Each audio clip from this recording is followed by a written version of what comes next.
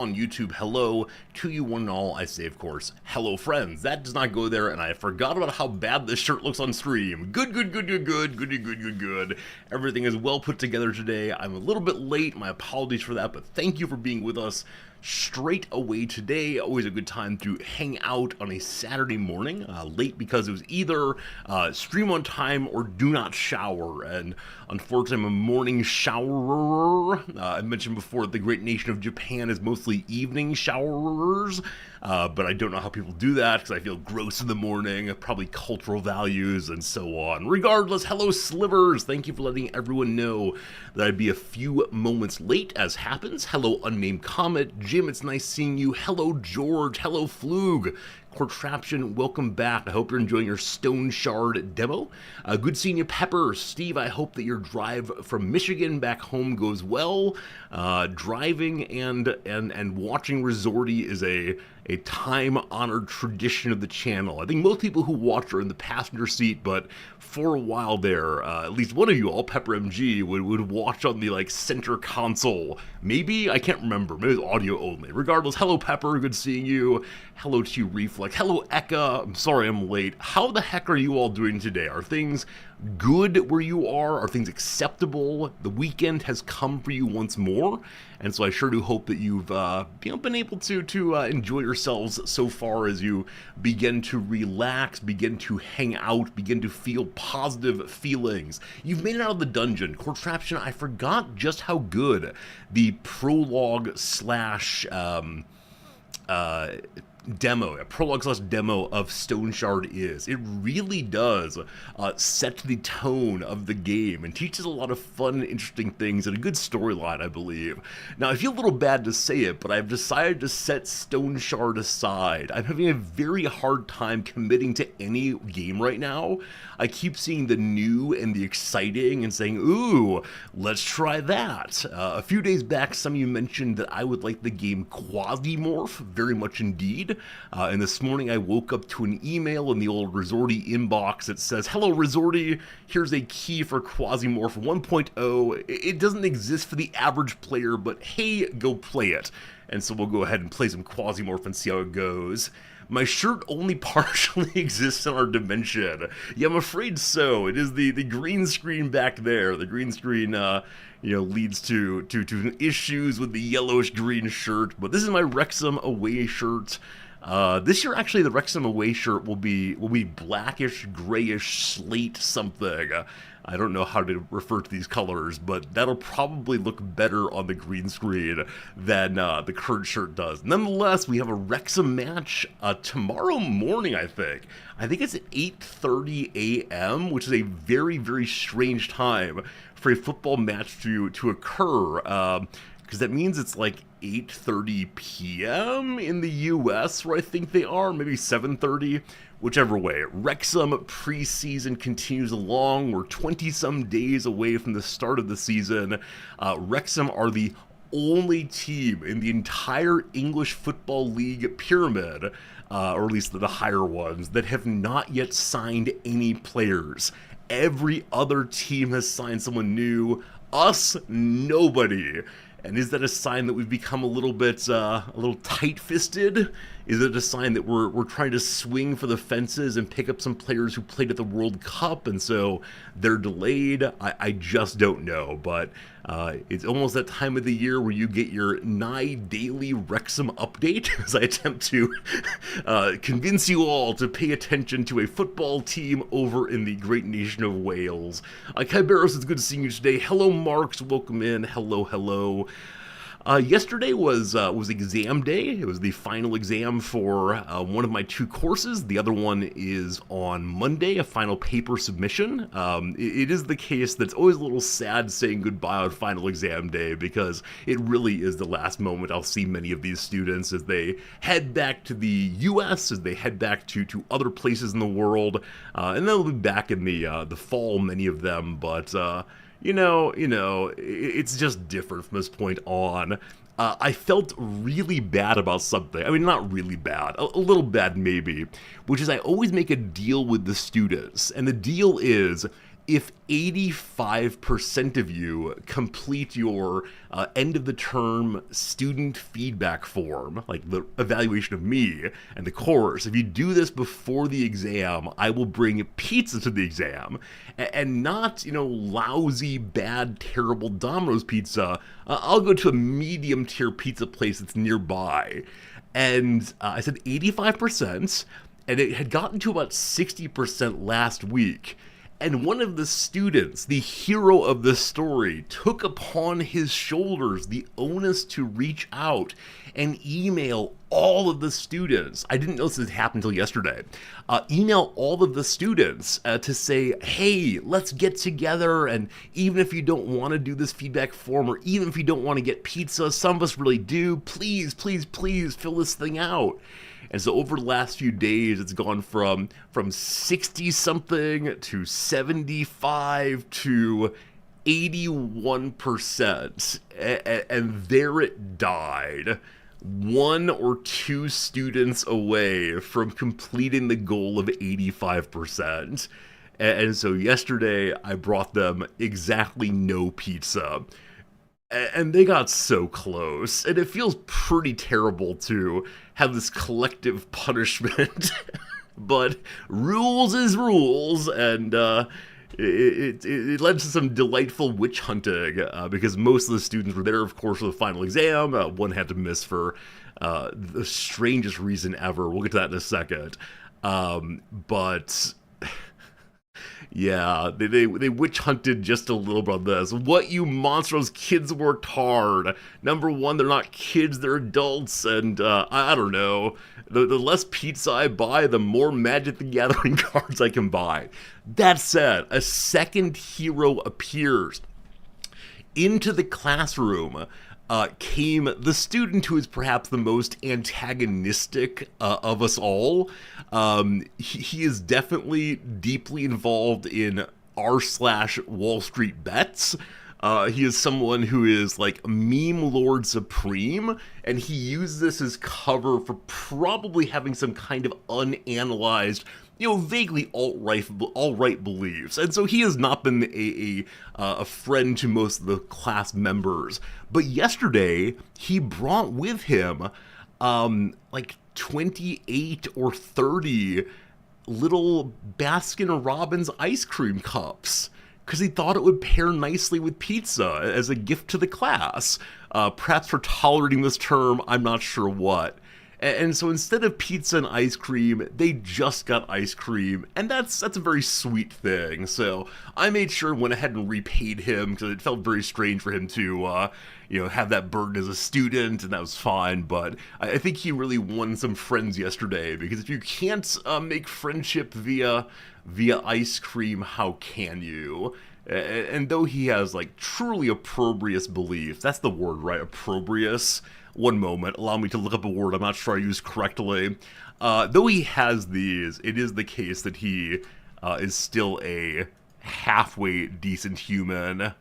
Means expressing strong disapproval, abuse, or shameful. His beliefs are opprobrious. Very good indeed. We still know how the words work. But yeah, it was nice of him to do that as a gift to the class. And the students got through the exam just fine. I haven't looked at any of their scores yet or any of their writing yet, so we'll need to do that tomorrow probably after today's work. Today I've got to go to the psychiatrist this afternoon. Always looking forward to that. And it's yet another month that I've not gotten my insurance card updated, and so it's yet another month I have to pay out of pocket and then submit the receipts to my local ward office. How do the months tick by, friends? Month after month after month, I say, oh, I need to do this thing involving the bureaucracy, and then I talk myself out of doing it because, man, I hate dealing with the bureaucracy. So it's not a huge amount of money. I'll just float it for, a few weeks here, but it is a very unfortunate thing to have not gotten my work done. Speaking of which, though, the thing that you've been waiting for since I moved to Japan is happening. This Tuesday, only a few days from now, I'm going to my state-mandated medical checkup. I have been actively and passively avoiding this thing for genuinely years.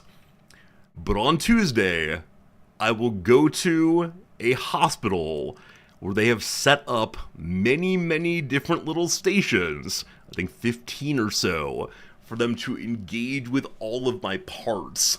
And we're not looking forward to that, not even a little bit, but we'll do it, and that's okay. What grade will I get? I'm expecting D- or so we'll see, but the nice thing about Japan is they always take where you are as just being a starting place, and then they would like you to work off of that as opposed to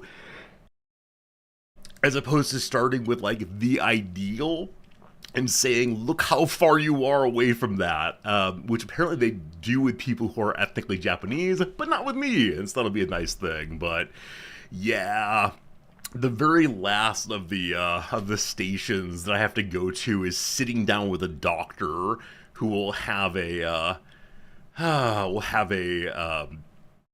little checklist of all of the things I've been through and offer me a quick and dirty commentary on me. So we'll see how that goes.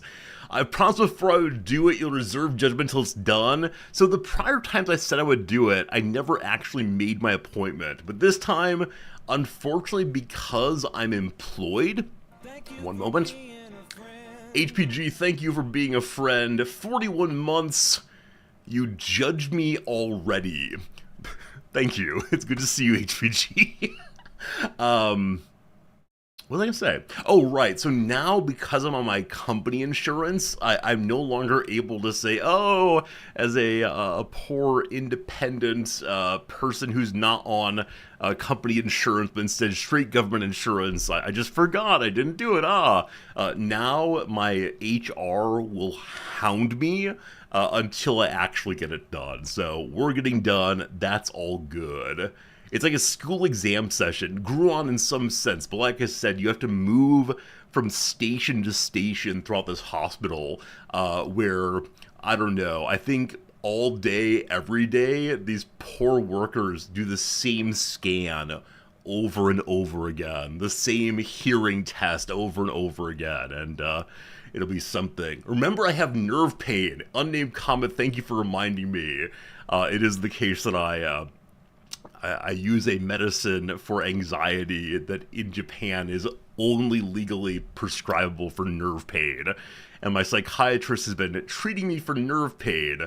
And every month he feels uncomfortable about this. So that's how it goes. Will I get pizza and ice cream after? Unfortunately, no. I think, I've said this before, but I think this time, because the state's going to be after me, I should probably not have so much pizza and ice cream. We'll see if that actually works out. We'll see if we actually do the thing that we should do. Because if not, every single year, I'm going to have, what do they call it? Metabolic syndrome counseling? Metabolic syndrome, that's a very nice phrase. And they will, of course, the case, like, if you know the good, that you will do the good. So I will sit down with a nutritionist who will explain to me how calories work. In the exact same way that when I went to the dentist for the first time, they showed me how to brush my teeth. Even though I'm in my 40s and have never had a cavity. Yeah, it is a... If you knew this thing, if you understood this thing, you would make better decisions, because that's what we as a community have decided to do. So, I believe there is no longer the fat tax. For a while there, different cities tried to encourage people to make better choices, such as it is, but by charging money based on... Was it based on the average weight of communities? Maybe? I don't remember exactly what it was, but yeah, the fat tax is no more, but it'll be a good time. It'll be a good time. All good, all good. They apply the tool of shaming, so I want to believe it's sincere. Like, when the dentist was showing me how to brush my teeth, there was no, you don't know how to do this per se, because again, I didn't have any mouth issues. It was instead, you've just not been taught this. Like, this is the thing that you as a foreigner do not know how to do. This is your first time ever having a dental appointment here in Japan. And so we need to teach you the thing that you didn't learn, which is such a strange thing as a 40-something-year-old person who knows how to brush his teeth. I think it's the same kind of thing. So there probably is a kind of implicit shame, but I don't think that the Japanese teacher takes it to be that. I think it's just you clearly don't know, so here we go. And we'll see. Tuesday afternoon, I guess Wednesday morning, whenever, I'll post an update on how the visit to the, what do they refer to it as? I can't remember the beginning of this word. The end, though, is daku, like you dock a ship. You know the part where every once in a while a large ship is taken into port and taken out of the water, and they check all of the welding and they make sure all the systems are working correctly? They use the exact same word for what I am going through. So I am being docked. Regardless, team. Let's do some words of the day and so on before I have to talk anymore about these sorts of things. Friends, the word of the day today is itinerant. Itinerant. This is a word you probably know from your fantasy worlds, if not elsewhere. Itinerant. Describes someone who travels from place to place or only stays in a place for a short amount of time. It's used especially for people who travel in a circuit for their profession. Things like the shop on wheels. What's that called? Like the traveling cart. The seller of baubles in our favorite fantasy games. Being an itinerant musician gave her the opportunity to see the wonders of the world with her own eyes. There you go. You go around the world, you see it all, you tour in Tokyo, and you become big in Japan, which, let me tell you, is a real thing, especially among the English-speaking portion of the immigrant community here. There aren't that many of us, and so we are able to become quite popular very, very, very easily, even if we don't want to be. Friends, why is word number one high? Like, I like that it's high on the list, because there's a certain delightful irony to that, but like words like verisimilitude, sure. Words like coterie, sure. High, a little strange. Anyway, did you know, actually before we get to that, anytime I see the word racism or sexism here, I think it's like, okay, am I a racist? Let's look up the definition. Okay, I don't believe that. Okay, I'm not a racist, all good, all good. Did you know many a song in popular music has been penned about the itinerant lifestyle of touring, ranging from the exuberant, like Travelin' Band by Creedence Clearwater Revival, to the exhausted Lodi by Creedence Clearwater Revival. All journeys have their highs and lows, of course, and the word itinerant is all about the journey, not the destination. Indeed, itinerant comes from the late Latin verb itinerare, meaning to journey, which in turn traipsed down the etymological trail from the noun iter, meaning way or journey. Itinerant is usually encountered as an adjective used to describe traveling types, especially those like touring musicians whose itineraries, using our iter descendant, are often circuits, but it can also be used as a noun. Itinerants, musical or otherwise, are those who those who never stay in one place for long, who, whether by choice, profession, or circumstance, keep on chuglin. Keep on chuglin. I'm sorry, what? Oh, it's a song by John Fogerty. I don't know if I know this song by name. The word chuglin I thought was of relation to the recently developed word chuggy, which I think we discussed previously. Yeah. American neologism from 2013. I think we discussed this just recently. Friends, this is chuggy. There you go. Hey, Unforgiven, good seeing you. Looking forward to the Liverpool v Wrexham game tomorrow. Do you think Liverpool will put out their stars? The issue anytime that Wrexham play a Premier League team is that it tends to be our number ones versus your number, I don't know, 45 down the hierarchy. But it'll be a good match anyway. I'm looking forward to it quite a bit. Chugi. There you go. Beverly Hills high school student. Use it to people who are slightly off trend. My friends, I worry I've never been chuggy because I've always been profoundly off trend. All right, very good. Here's a quiz. Rearrange these letters to form a verb that can mean to explore idly or move aimlessly from place to place. Friends, I've never been a ramblin' man, but I've known some ramblers for sure, and, yeah, I like the idea that someone is at home on the road, at home in the in-between, at home exploring, as opposed to staying in one place. Wherever I lay my head, there's my home, to quote someone whose name I've forgotten. Who is that? It's a lyric. Wherever I lay my head, that's my home. Paul Young.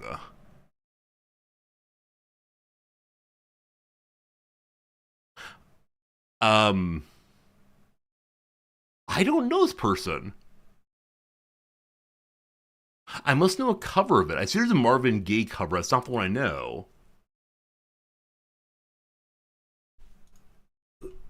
Okay, pardon me, team. Is this the song I'm thinking of? Wherever I lay my hat. A hat. Is it head also? Maybe I do know this song. Goodbye, audio recording. Hello.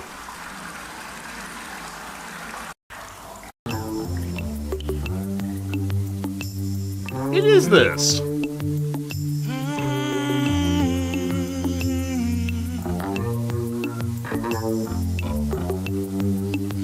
This is some 1980s delightfulness. Let's get singing, please. I got things to do. By the look in your eye, I can tell you're gonna cry. Is it over me?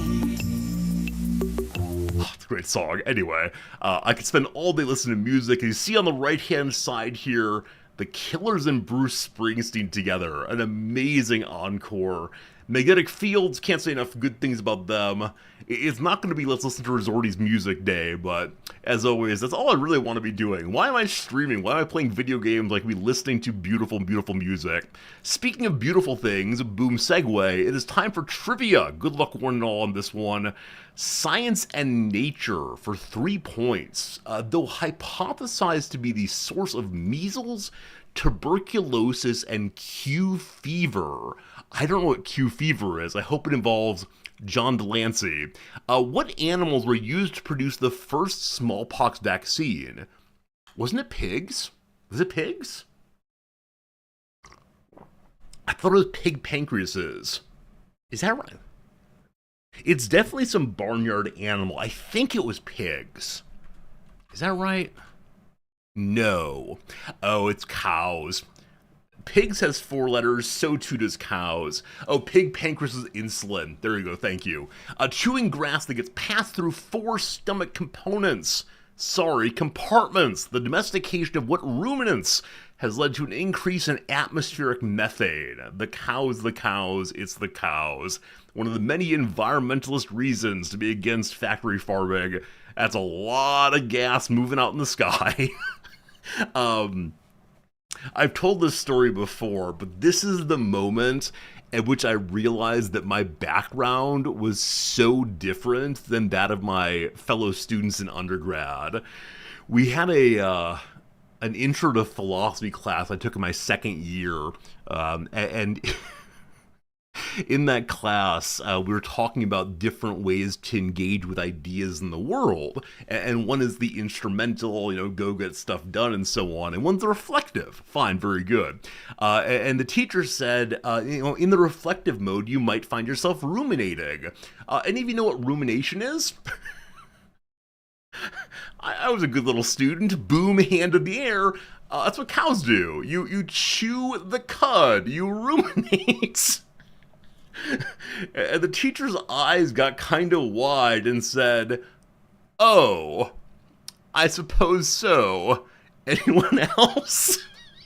And I realized he was looking for rumination as thinking over something as opposed to eating the same grass over and over again.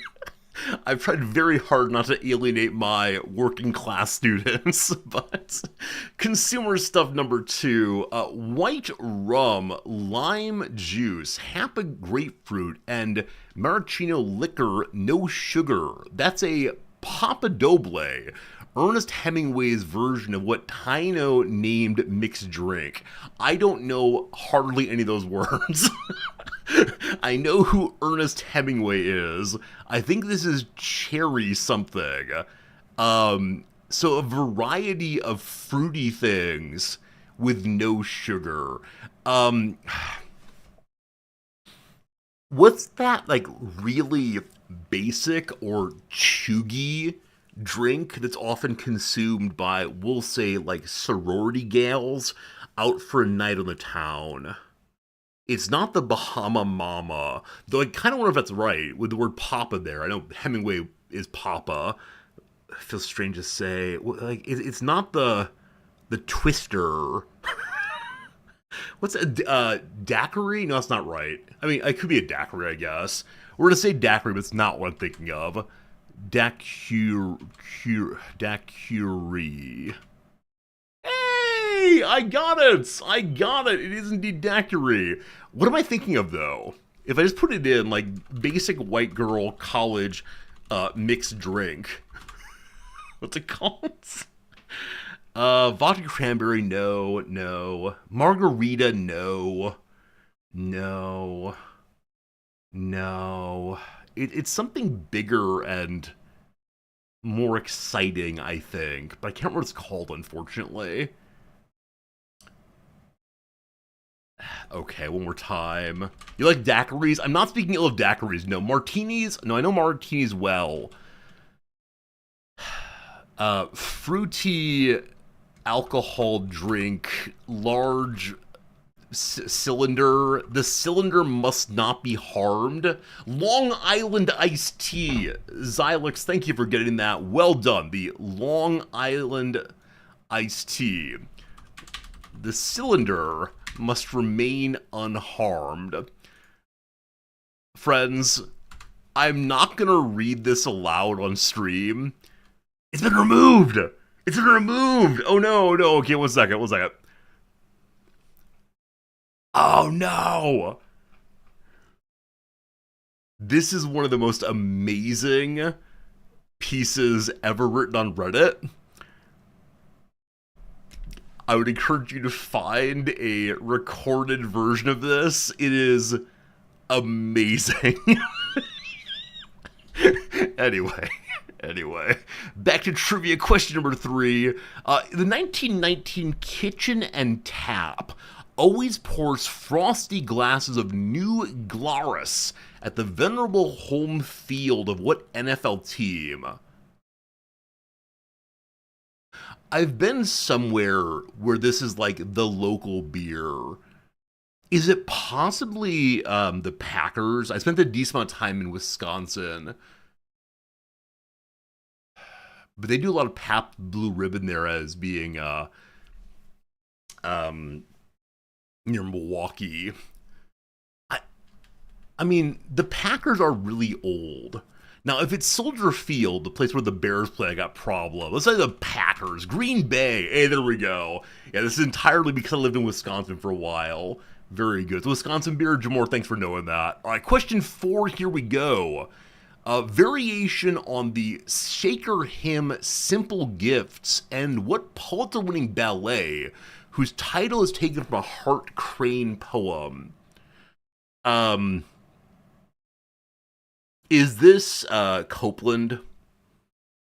I know that Copeland uses Simple Gifts in one of his pieces. Yum bum bum bum bum bum bum bum bum bum bum bum bum. I can't sing and yet I do so on your Twitch screen. It's not rodeo. It's American Spring. Assume that actually is a ballet. No. Martha Graham choreographed what American ballet that follows the hopes and dreams of two newlywed pioneers in Pennsylvania? I do not know. We've hit the limit of my knowledge. Porgy and Bess is not a ballet. I'm just putting the word America. Is Porgy and Bess? It's not. It's not. America. Aaron Copeland. Aaron Copeland. Stretching from Alabama to Canada, a certain mountain range, Appalachian Spring, appears in the title of what Aaron Copeland composition is named for a small body of water, not a season. It's Appalachian Spring, not American. Appalachian. That's probably spelled wrong. That's okay, though. Feels bad, man. It feels bad to have the correct thing in mind but forgetting the name. It's alright, we got our 1 point anyway. Hey, Drek, good seeing you! One of your favorite pieces to perform? I like Copeland. Unfortunately, due to overexposure to Copeland as a youngster, I thought it was schlocky for a time, but as I've come back to it in my elder years here, I find Copeland really quite charming at the very least, and in some places really quite, I don't know. There's some lovely crescendos that really do fill the heart with a sense of beauty and majesty. That's the word. Copeland pulls off majesty better than basically anybody. Last one here, social sciences. What writer of the column My Day resigned from the Daughters of the American Revolution when they refused to let Marian Anderson sing at Constitution Hall? Oh, good old Dar. Good old Dar. I assume that Marian Anderson was black, or is black. I don't know the name, though. I mean, it could be things like Dear Abby. I do not know, though, who this is. If it's Doris Day, I will think that's very, very funny. Doris Day being one of the early Catholic workers people. If Doris Day wrote My Day, I'll be so pleased. Is that her name, Doris Day? Oh, okay. It's Roosevelt. Following the 1948 adoption of the Universal Declaration of Human Rights, what diplomat and Hyde Park resident received a historic standing ovation at the UN? It's Eleanor Roosevelt.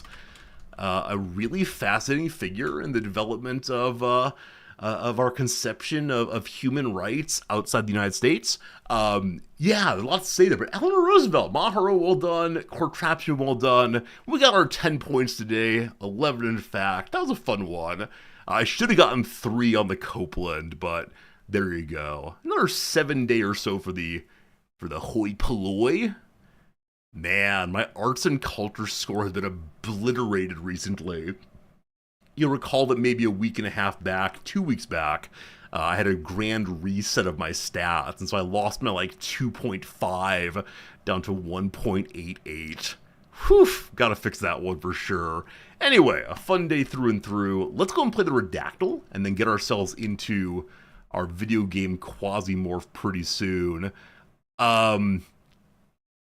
Has it been reset again? I'll just play thank you. Friends, a 4-letter word. Good luck guessing a 4-letter word. It's 4 letters long. There can't be that many 4-letter words in the world, can there? Put any word you want to into any of the pages before your eyes and we'll see what we get. Is it city? No cities today. Modern, there are 3 moderns. Is it the bees? It's not the bees, no. A year, there are 4 years somewhere. Is it a road? It's not a road. Is it the word four? There are 34 fours. Very good. Troy would be amazing, but no. The word name, there are 14 names somewhere in this thing. A state, there are 2 states. Hey, Jordan, how's it going? The word standard, there are 30 standards. Standard is a big word in the first sentence there, good luck. Is it share? I believe, but no. Why did I sing that? HTML, that's amazing. I'm caffeine fiend, HTML, off of the word standard, plus the knowledge or the guess that this would be right here. Well done indeed, caffeine fiend. Hypertext Markup Language, or HTML, is a standard markup language for documents designed to be displayed in a web browser. Are we still using HTML? I remember there was a big push in the 90s for people to learn this, including at maybe my high school, because coding was the way of the future. It is still used, crazy. It defines the content structure of web content. It's often assisted by technologies like cascading style sheets and scripting languages like JavaScript. Jamor, thank you for the resubscription. Friends, it's time for some Jamor Jeopardy. Good luck. The motorcycle time trial event that is also named after the location, in which in modern times the only years there haven't been deaths are 1982 and 2024, and the deadliest year being 2005, where 11 riders died. Alright, motorcycle time trial events named after a location, and 11 riders died in 1 year.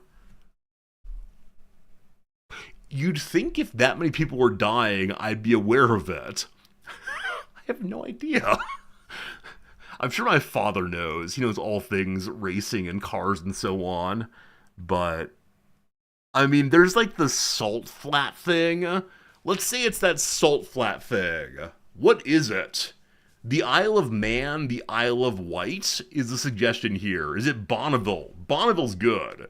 Isle of Man, Sturgis. I mean, if people are dying at Sturgis, it's for reasons other than racing. We'll see what Jamor says is the correct answer here. Sports kill people every day? No doubt. But 11 at once, it's a time trial. So I will look it up because Jamor may be indisposed. Motorcycle, it is the Isle of Man. I mean, you know what the Isle of Man is? Huh.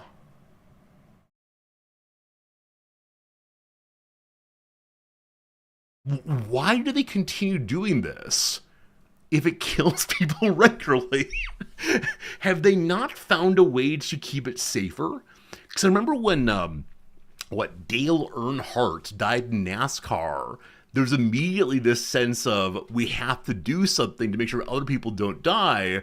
You know, let's go ahead and jam on, the neck brace thing, whatever it's called. But I'm guessing that in time trials like this one, you want to be as light as possible. That's not the point. The point is just to go fast. See, this is the place where, like, I have a libertarian... Thank you, Hans Device Pepper. I have, I understand the libertarian view that says if you want to live your life by possibly dying, speeding along as fast as possible, cool. But there's something terribly defective about our culture if we cheer people who may end up dying for our delight. I don't know. They go there because it's more dangerous. Yeah, I don't know, team. I don't know. I don't want to glorify this kind of thing, right? I mean, I don't know. Can I be a marshal and then go boo at people? I don't know. I'm sure everything interesting has been written here. It's like rally car driving. Yeah, I don't understand... what's it called? I don't understand extreme sports. I don't understand the desire to have that kind of adrenaline, I suppose. Again, I get the libertarian view that says, hey, it's your life, man, go wild, but that's insane. That's insane. Okay, so the time trial is like driving in circles? over multiple laps. Switzerland banned racing this year because of the danger. Yeah, yeah. I mean, did you all see the? There may have been a video. I only read about it though. The what's it called? Bungee jumping woman that the bungee jumping company forgot to attach to the bungee jump rope. And so the workers just threw her into the abyss. Like, I don't mean to laugh too hard here, but I think that for me is the vision of extreme sports. It is just putting oneself into profound danger, and for what? And like, again, I understand it's a human error, it's a terrible thing, it wasn't supposed to be that way, but yeah, I don't know. You don't understand such things. Yeah, same for me. And like, again, I know that some people are really into doing things that feel incredibly dangerous. Things where they're living on the edge. But I wonder, like, what leads to a person being that way, and why am I not that way? Is it a genetic question? Is it something involving like environment and upbringing? Like, is this an attempt to return ourselves to an earlier moment? Like, we can't fight the dinosaurs. I know we didn't. Don't worry. We can't fight the gorillas anymore, so we instead fight ourselves and the machines. I don't know. People lie about their weight in bungee jumping, so they get on the ride and go to the bottom of it. Okay.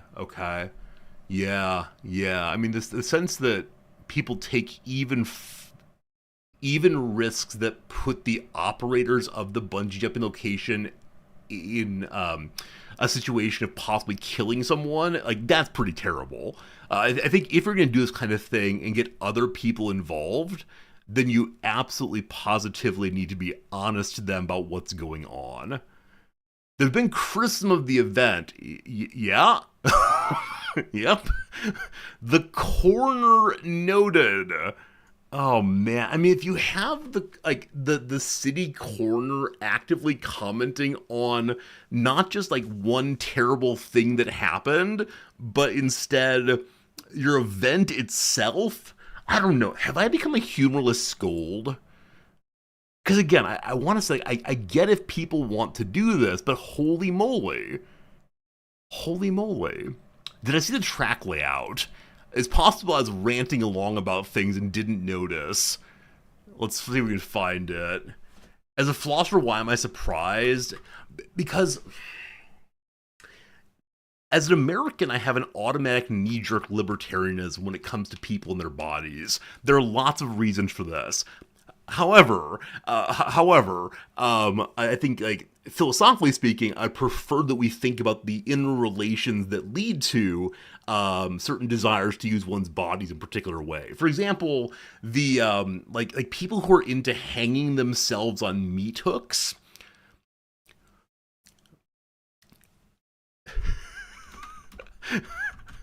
I just don't get it, man. It's okay not to get things.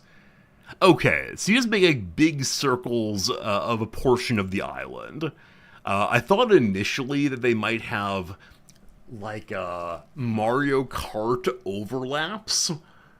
You know, where you have to rush past someone and make it exciting because you might crash into one another. But I don't know. People who do what, you're welcome to go ahead and look it up on your own. I will not do this. It's a subgroup of the body mod community. I believe they're most interested in doing so on beaches. Yeah. Why I started as an American? Because I think like all of us have certain knee-jerk responses to the world based on where we grew up, our early experiences, the things we were taught, etc., etc., etc. And so I think like one needs to be aware of these ingrown beliefs. You know, I grew up with grandparents who were probably pretty darn racist, and that's a fact of my upbringing. That's in there somewhere. And though I myself try very hard to set aside that kind of upbringing, it's still in there somewhere. And I think that's why I say, like, as an American, I have this libertarian moment right away. But it's hard. Taking risks is obvious signaling behavior. Okay. If I survive on the racetrack, I must be full of prowess to protect your children. I need some honesty, team. I need some honesty, team. Give me number one, number two. This man here successfully went faster than everybody else and didn't kill himself. Does that make him more attractive to you? Number one, ooh-wee, yes please. Number two, not so much. Like, I think I'm actually number three here, which to say, I find him more repulsive because he would spend his time that way, especially knowing that people, perhaps including him, are going to die. Jamor, you're number one. You're number one. All right. Yeah, I don't know. Like the fellow who jumped from space, I realize he's died recently. I thought that was really, really cool. I don't know. There's something about going to space, though it is very dangerous, leads me to, like, not respect the person, but appreciate the person. Right? Is that it? That it? Like, I want to say, like, there's an appreciation of people doing these things that are novel? I don't know. Like, the first person to ride on a motorcycle, I appreciate that person. Space Jam guy died. I think he did, Pepper. Let me look it up real quick. It was like Red Bull Space Jump guy. Felix Baumgartner. I believe he died recently. True? Was. Yeah, was indeed. It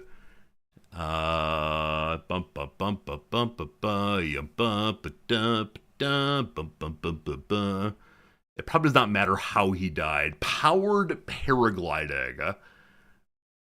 Oh, there you go. People are doing stuff. All right. Enough about that. Let's go play a little bit of a little game called Rizdactyl. Just one or two quick rounds. I want to play the, what's the game called again? Quasimorph. Good old Quasimorph. Friends, we have currently in the list of games here, 579 of them. 579. Friends, I see a Wikipedia page before my eyes. Ask any yes-no question you'd want to, and I will answer honestly. I promise. What it is. Quasimorph's great. I can't wait to see it and see how it goes.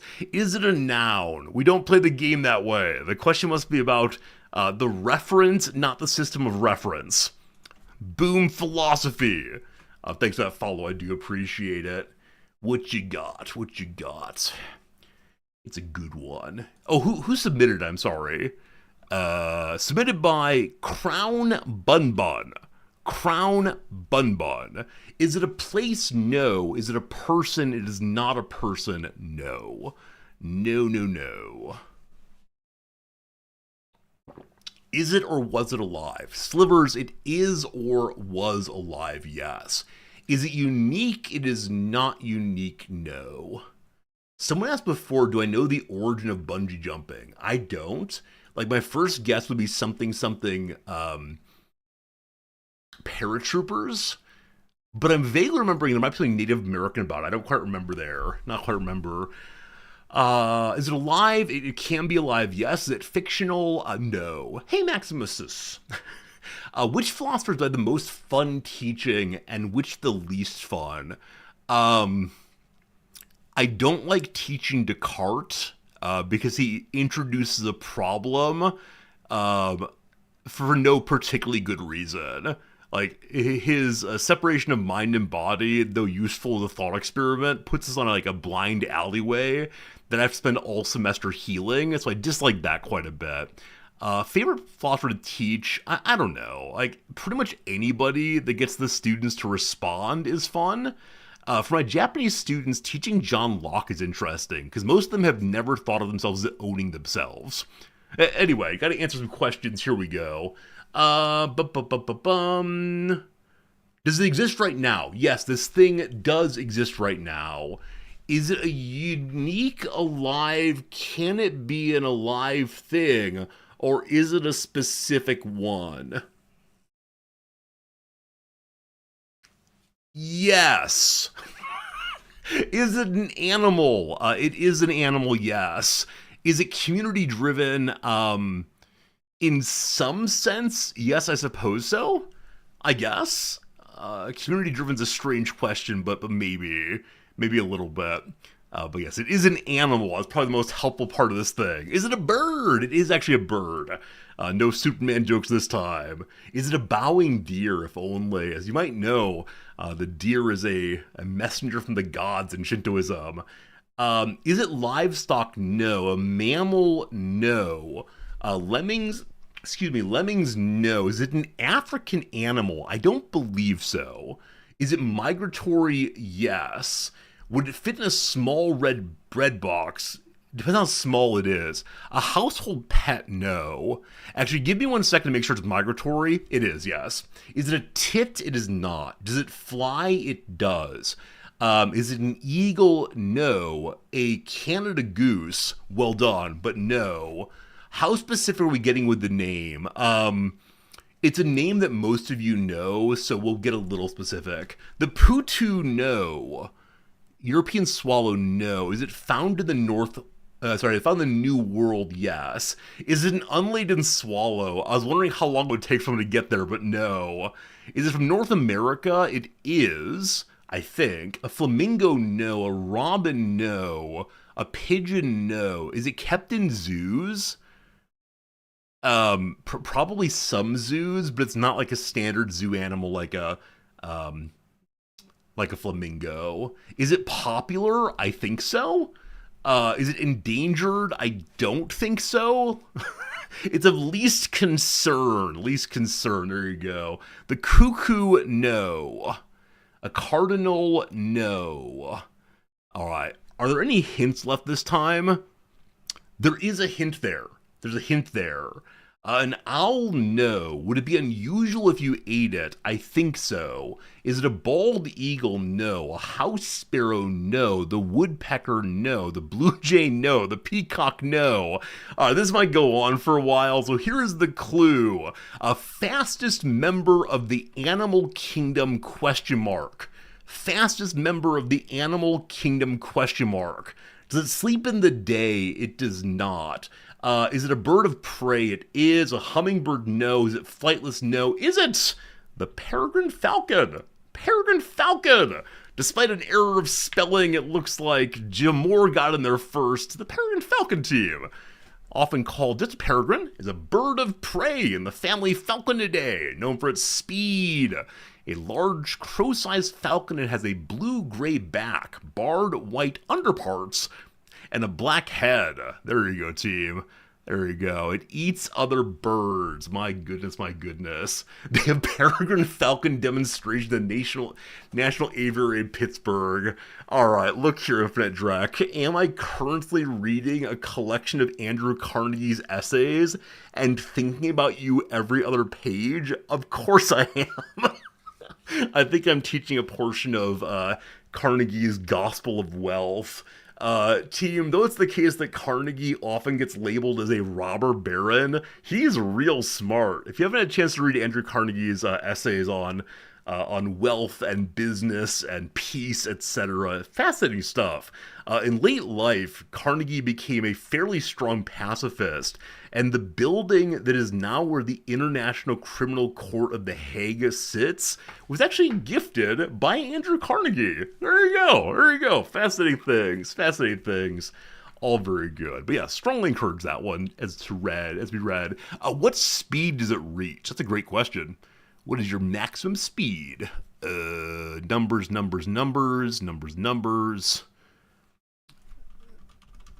Speed. There we go. 400 kilometers per hour in low altitude flight. 625 kilometers per hour for high altitude flight. There you go. Reaches over 320 during its stoop. I assume the stoop is the dive. I don't know. How does it hunt? Like that. I believe it dive bombs other birds primarily. Was Carnegie a net positive or negative on society? I don't know how to think that question. It's too big, unfortunately. he left a lot of libraries. I mean, Carnegie's interesting because he really did start fairly poor, right? His family was an immigrant family from Scotland that really took learning seriously. And so he read a ton, and one of his major contributions to the world is leaving behind thousands of libraries because he thought that access to library was the way in which you improve people. Now, is he a super racist? Absolutely. Is he a super capitalist? Absolutely. But the libraries are cool at least. Yeah, thousands of libraries though. Now, he didn't necessarily want his name in the library. How did he pay for libraries? Exactly. Like, I recognize I'm going to need to be really pro-capitalism for a little bit next semester. And I need to like believe with Carnegie for a while about the possibility of genius being carried out through individuals who are able to organize more effectively than anyone else, who take profound risks and so get profound rewards. Now, again, I have my concerns, but for the class, I gotta believe. And so we gotta talk about the libraries. He had some money. Where'd he get it from? No more questions, thank you. Jamor, well done indeed on your Peregrine Falcon. Let's go and do one more at least. One more indeed. Exactly, Drek. I mean, if you've not read the essays, Drek, I encourage you to do so. Like, he's a real smart guy. A real smart guy. All right, team. On the screen right now, I have one more submitted by our friend... Who are you again? Sorry, I misread. By Shepard. Shepard, it's good seeing you here. Friends, on the screen right now, I have one for you. I will say directly that you will boo this one, but I like it anyway. I like it. Did I have to read Kierkegaard? Maximus, I read some Kierkegaard as an undergrad. I was required to for my history of philosophy course. I've taught Kierkegaard, but yeah, it's much less interesting if you have a bunch of relativist students who don't want to say they really believe in anything. Yeah, Kierkegaard's delightful. He's the kind of thinker that a lot of middle-aged people need. Anyway, is it about Wikipedia? No, it is not about Wikipedia. It's not that kind of thing. I will not do, like, slogans or lists of lists or anything. Is it punny? It is punny, yes. It is punny indeed. This is a very recent submission from July 20th of this year. July 20th of the year, absolutely. You'll be able to get it without too much trouble, but it's a fun one. It's a fun one. I probably shouldn't have told you you'll boo. Is it a place? Sure, it's a place. Sort of. No, let's say it's not a place. It's not helpful to say it's a place. It's not a place. Look at me doing and undoing in the same sentence. Is it European? It is European, yes. It is European all the way. Oh, goodness. Oh, goodness. European non-place. Europe is fake. I don't know what you mean by that, so no. Is it flammable? No, it's inflammable. In the sense of it would not burn, I'm fairly sure. Is it an institution? No. It's, well, not in the normal sense of the word institution, no. Is it in Britain? It is not in Britain, no.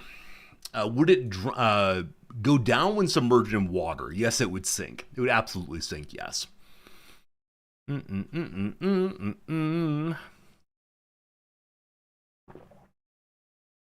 Sinkable things in Europe, non-Britain.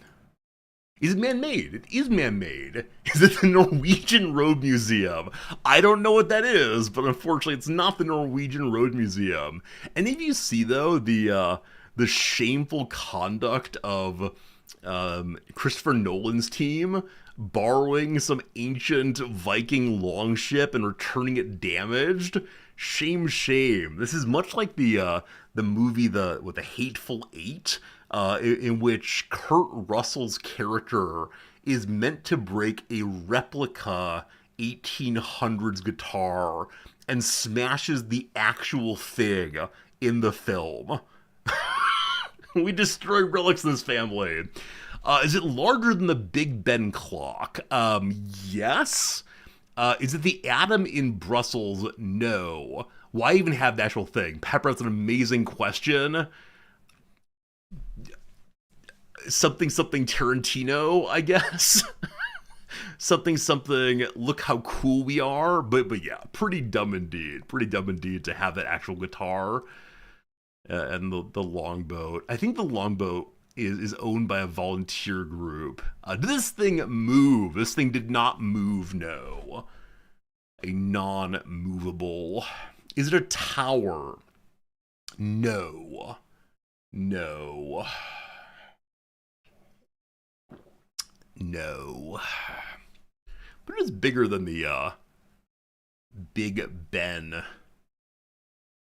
Is it a bridge? It is not a bridge, no. Is it unique? It is unique, yes. It is unique. Does it have religious significance? Yes. Is it a building? In some sense, yes. Is it along the coast? Yes. Is it a road? No. Could I toss it into the water? I could not know. No. Is it a body of water? No. Is it man-made? Yes. Is it a Colossus? It's the Colossus of Rhodes. Saturday is silly day, friends. Saturday, we do something involving roads, it seems. The Colossus of Rhodes. Good. Well done, team. Jamor got both of them today. Jamor, very well done on that one.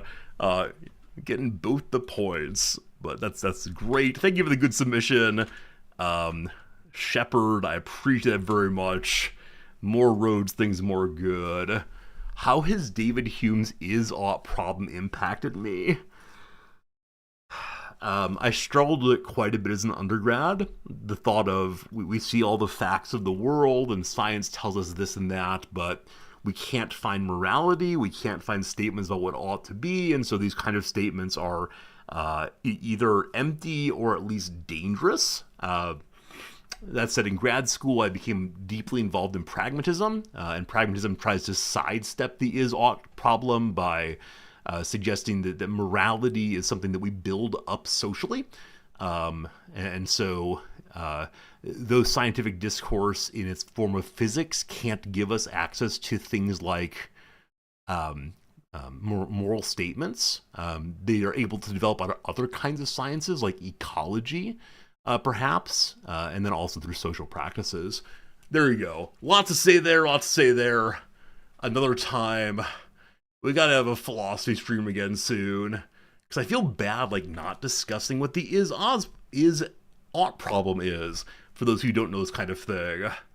Oh well. Friends, we're playing a little game called Quasimorph. Allow me to pull it up. Where is it? Have any of you seen this game / played this game yet? I know it is the case that the 1.0 is not yet publicly available, so I'm getting to play a game that is not ready for everyone. I've been told this game is horror, but not really horror. I'm ready to quit it nigh instantaneously if it's actually horrific. We'll see. Alright, we're in 0.9.9 in the news, but we up here are in 1.055, etc. We know that this game is releasing on July 31st / August 1st. Very, very soon here, you'll be able to play it also. Are there any options about which I care? I'm considering embiggening things so that you can see them more easily.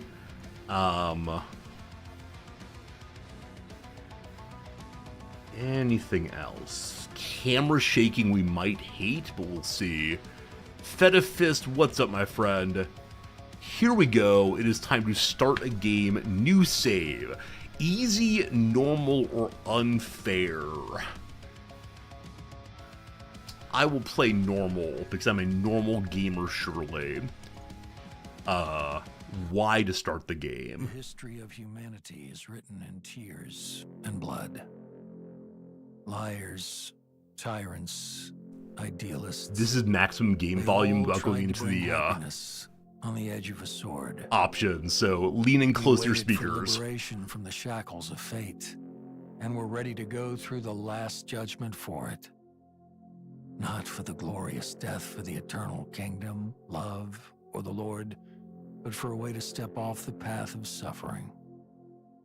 But when the apocalypse came, we shrugged our shoulders and started profiting from it as usual. The creatures lurking in the depths of space didn't seem scarier than our own world. Armed with the hope that the darkest hour comes before dawn, we try to survive until the first rays of the sun.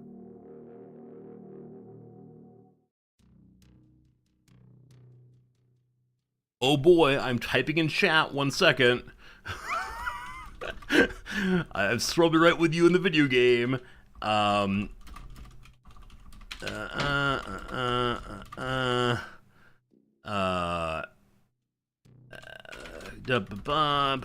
second. I thought it would go longer. Good. Okay. I missed everything about the setting. I saw some, like, baby floating in space. I assume that we are the baby in space. Here's Jane. Good morning, boss. Let's first restore memory after the Dia pause. During the Ancom mission on Venus, we awakened a Quasimorph named Tetzlton, maybe? I don't know. It seems like it might be a name of Native American origin. His Quasimorph are still in our world now, which is weird. The news says nothing about our involvement. What's more, the corporates insist that Quasimorphosis is a fabrication and claims that Texlan is a provocation by the civil resistance. We are now orbiting Phobos and have time to recover and figure out what to do next. Supplies on the spacecraft are running low, so we need to find ourselves some new profitable... Attention, attention, Vector 4, Sector 6, Northern Hemisphere. 5 launches detected, rocket engines approaching rapidly. Activating countermeasures. Magnum, grab onto something. This is getting loud. His Magnum. I need a giant Magnum from, what's that line from Always Sunny? It seems to be the civil resistance. We need to clear them off the Magnum. Our future depends on it. Okay. So this is the main game. Let's remember how to move. To navigate, use the clicking or the arrows. In the bottom left corner of the screen, you'll find your energy reserve, pain threshold counter, health, and movement mode. The movement mode determines how many action points you have until opponents take their turn. Make sure no one is behind you. Plus right click to look around. In the locker behind you, you'll find standard equipment. Use it. So I'm currently Naked Guy. I see 2200. That's my satiety level. So how much food we've eaten. I have no pain, 130 health. I'm currently walking about, consuming 1 kilocalorie per step. So there are 3 movement modes. I assume that one is crawl, one is walk, one is sprint maybe? What's in the box? Alright, so something here says Shrike. As of right now, we have our fist, a Hyber shirt, and a Hyber pants. The Hydra 20... Oh, there's so many numbers here. The Hydra 24 tactical pistol is able to do 23 to 29 damage when pistol whipping people. And I don't see a specific number of damage when it's shooting. Or maybe it's 23 to 29 blunt damage, the blunt being the make with the shooting, as opposed to the pistol whipping. Regardless, we also have some bullets. That seems good. I think I dropped them on the floor. So we have 17 in the magazine. This game's lore is the main appeal. Awesome, Cordial. I look forward to learning the lore. A Gladiator tactical vest. Does that give me more inventory? Alt for more. Okay, so it makes items weigh less, it looks like, or maybe it itself weighs 0.8. I don't know what it does, other than faster reloading. A tourist tactical backpack also. That gives me more inventory, very cool. A t-shirt.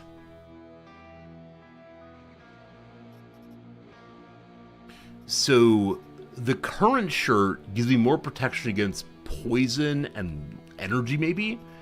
The new shirt would give me more protection against blunt and cold, I guess. I'm guessing that the first enemies do blunt damage, but I'm not sure on that one. Here are some shoes. No longer barefoot. What's this? A splint. A medication, which can also be used by Quasimorphs, apparently. Huh, cool. So medicine, and antibiotics. And lastly, a pair of jeans. Once again, bonus to blunt and such. We're going to keep our eyes out for what kind of damage our enemies are doing. And see how it goes. Also, there's a take all button. Leave the cabin, head to the elevator. It's in the room across. We need to eliminate all these bastards. Oh my. Alright, obviously I'm searching through everything else first. And it looks like the game shows you what you're able to see, or what you're able to pick through, and has an indication when you can't take anything. Should I be crouching, maybe? Okay, I'm now crouching. So with the door, you can open it, you can block it, or you can attack it. For now, I'll open it. If you press T, you can information on the mission status, request evacuation via an elevator or shuttle. Right now, we have nowhere to retreat. So T is mission control. Clear the invaders. Med block, data being refined. Arsenal, data being refined. Engine room, data being refined. I don't know what that means, Jane. The M key is the minimap. The P is what implants do I have? So these little pips are containers that could possibly be opened. And then P for implants. I'm currently implant free. Now, what does crouching do? Help me to notice hidden enemies more easily. I think it gives fewer action points, though. For right now, I assume I need my AP. We gotta make sure we turn and look at things. So nobody here. Oh, the elevator. To move between station levels, use elevators or stairs. In the control window, all floors are displayed. I strongly recommend starting with the med bay. If we lose the bioprinter, there'll be serious difficulties in cloning you or other fighters. Huh. Okay, give me a moment. I want to look at the other box. But we're able to be cloned, so maybe we never actually die. Also, I don't know how slow I need to be in looking around these places. Alright, here is a Gringo's Chips. And then also a Mr. Veggie with vegetable aroma. So both of these have... Okay, no, the sandwich has spoilation, but the chips do not. So ways to refill the old calories if need be. Now, these doors appear to be locked. I'm able to shoot them. I wonder if I can punch them instead.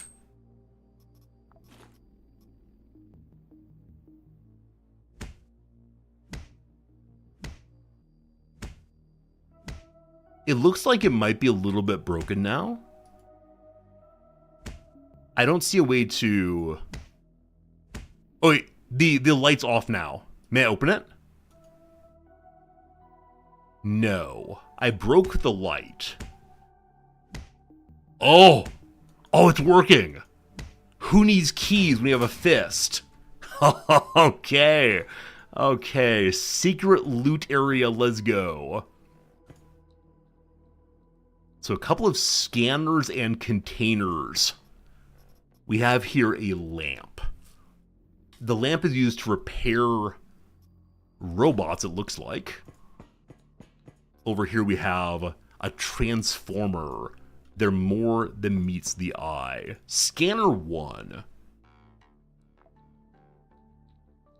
So the info is about the item itself. We can find objects, personnel, or an elevator. So scanners show 1 the map of the current level, which is to say I got nothing here except for the robot pieces. But I'm suddenly curious. Am I allowed to attack?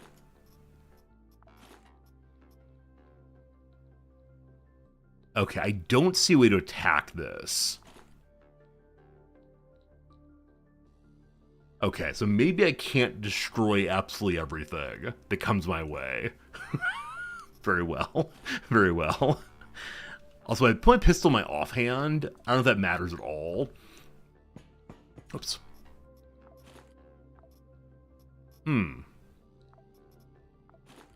Wait, how do I change what weapon I have equipped? Oh, hit! I can hit things. Hit somebody! No. Huh. So my pistol's only appearing if I put it in the other hand, which is my left hand. Am I a left-handed human? I might be a left-handed human. Alright, we're told to go to the med bay first. Let's go ahead and do that.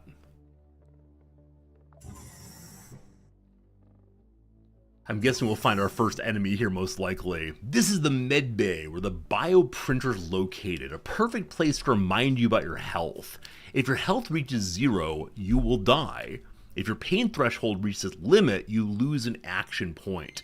Damage you receive can lead to injuries or limb loss. Keep an eye on that, unless you lose your eye. Take a close look at health with the H button. Sending a signal to your computer about a new wound. You need to fix it. Press the left click to do so. So my knee is broken. It has a fracture. Probably gotta splint that. Yeah, so fracture, 1% bacterial possibly, and then 4 HP recharge. Oh, interesting. There's 22% oxygen available here. It seems you acquired an infection. Open inventory by pressing I and use a sorbent or an antibiotic. If the wound is not fixed, the infection develops faster. We've consumed an antibiotic, thereby getting rid of the very small infection. In extreme cases, you can perform an amputation. To do this, select Amputate in the context menu of a sharp object and choose the body part. Note that you can't bandage while in sprint mode. So no running and off with the leg, it seems. Container here, empty. With the mini-map, we can see other containers, it looks like. We're still fractured, huh? Okay, so lots of empty boxes thus far. Those will frustrate me, I'm sure. Is the wound healing? Like, how does this work? Heals in 2 turns. Okay. Leg healed. Heal efficient steel on. All good. I need to amputate for science. I don't have a sharp weapon, so I'd have to chew off my leg, I'm afraid. Here we have a door. I guess we just opened the door this time. So every time the turn ends, there's this tung-tung hit sound that I think does add to the feeling of suspense here. Okay. Open the drawbridge. This is the auto dock, it's called. The auto dock allows you to treat wounds or infections if it has charges. You can recharge it with standard batteries. Hurry! I've spotted an enemy in the room below you. Deal with them. Well, first, I'm looking through items. Now, here's the sorbent. I don't know this word at all, team. Is this a word that is used in ordinary conversation? Or is it only video game word? Like, I know the word sorbitol. I don't know what that is. I'm refilling all of my items, stacking them up nicely. Orange sorbent. No, that's sorbet, I think. The potato chips, I get 250 calories.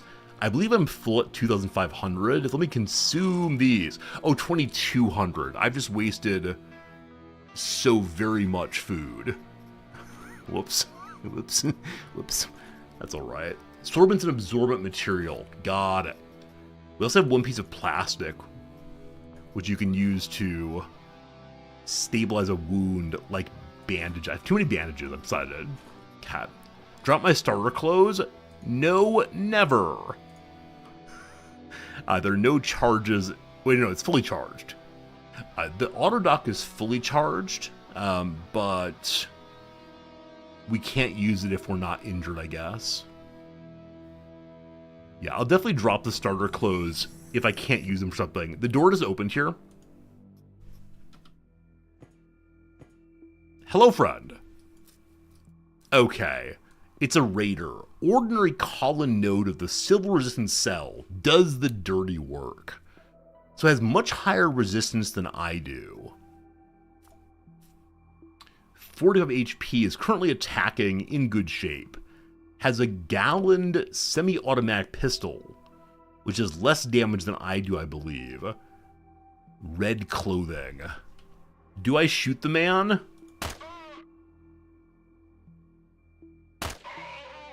Okay, so I was allowed to shoot twice before the enemy could shoot at all. I'm still not sure how action points work. We'll have to keep an eye on that for next time. A great job! Pay attention to corpses. Click on it to loot it. If you want to stand out without inspecting, use the control click. Gotta be ready in case there's an enemy. There's not. So more bullets, more good. Are they different kinds? 9mm, 9mm. 80 is a full stack, though. Got it. More band-aids. How does your armor compare to mine? So, oh, okay, we can see on here the positives and negatives. So it's stronger in everything except for cold resistance. Also, I get to be red, and that's pretty cool. Who wouldn't want to be red? There is a disassemble button also. Also, this weapon's labeled a backup gun. May I carry 2 of them? I may carry 2 of them.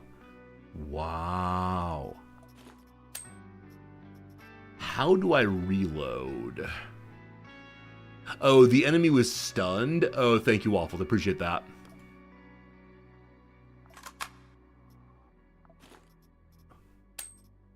Huh. Okay, so I unloaded my weapon. R for reload, maybe? There we go. And it consumed a turn to do so.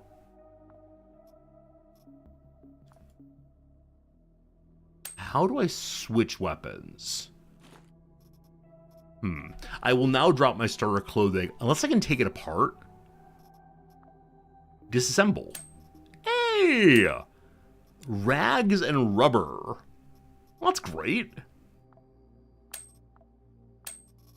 It's more rags. Endless cloth scraps. Team, how do I reload the other gun?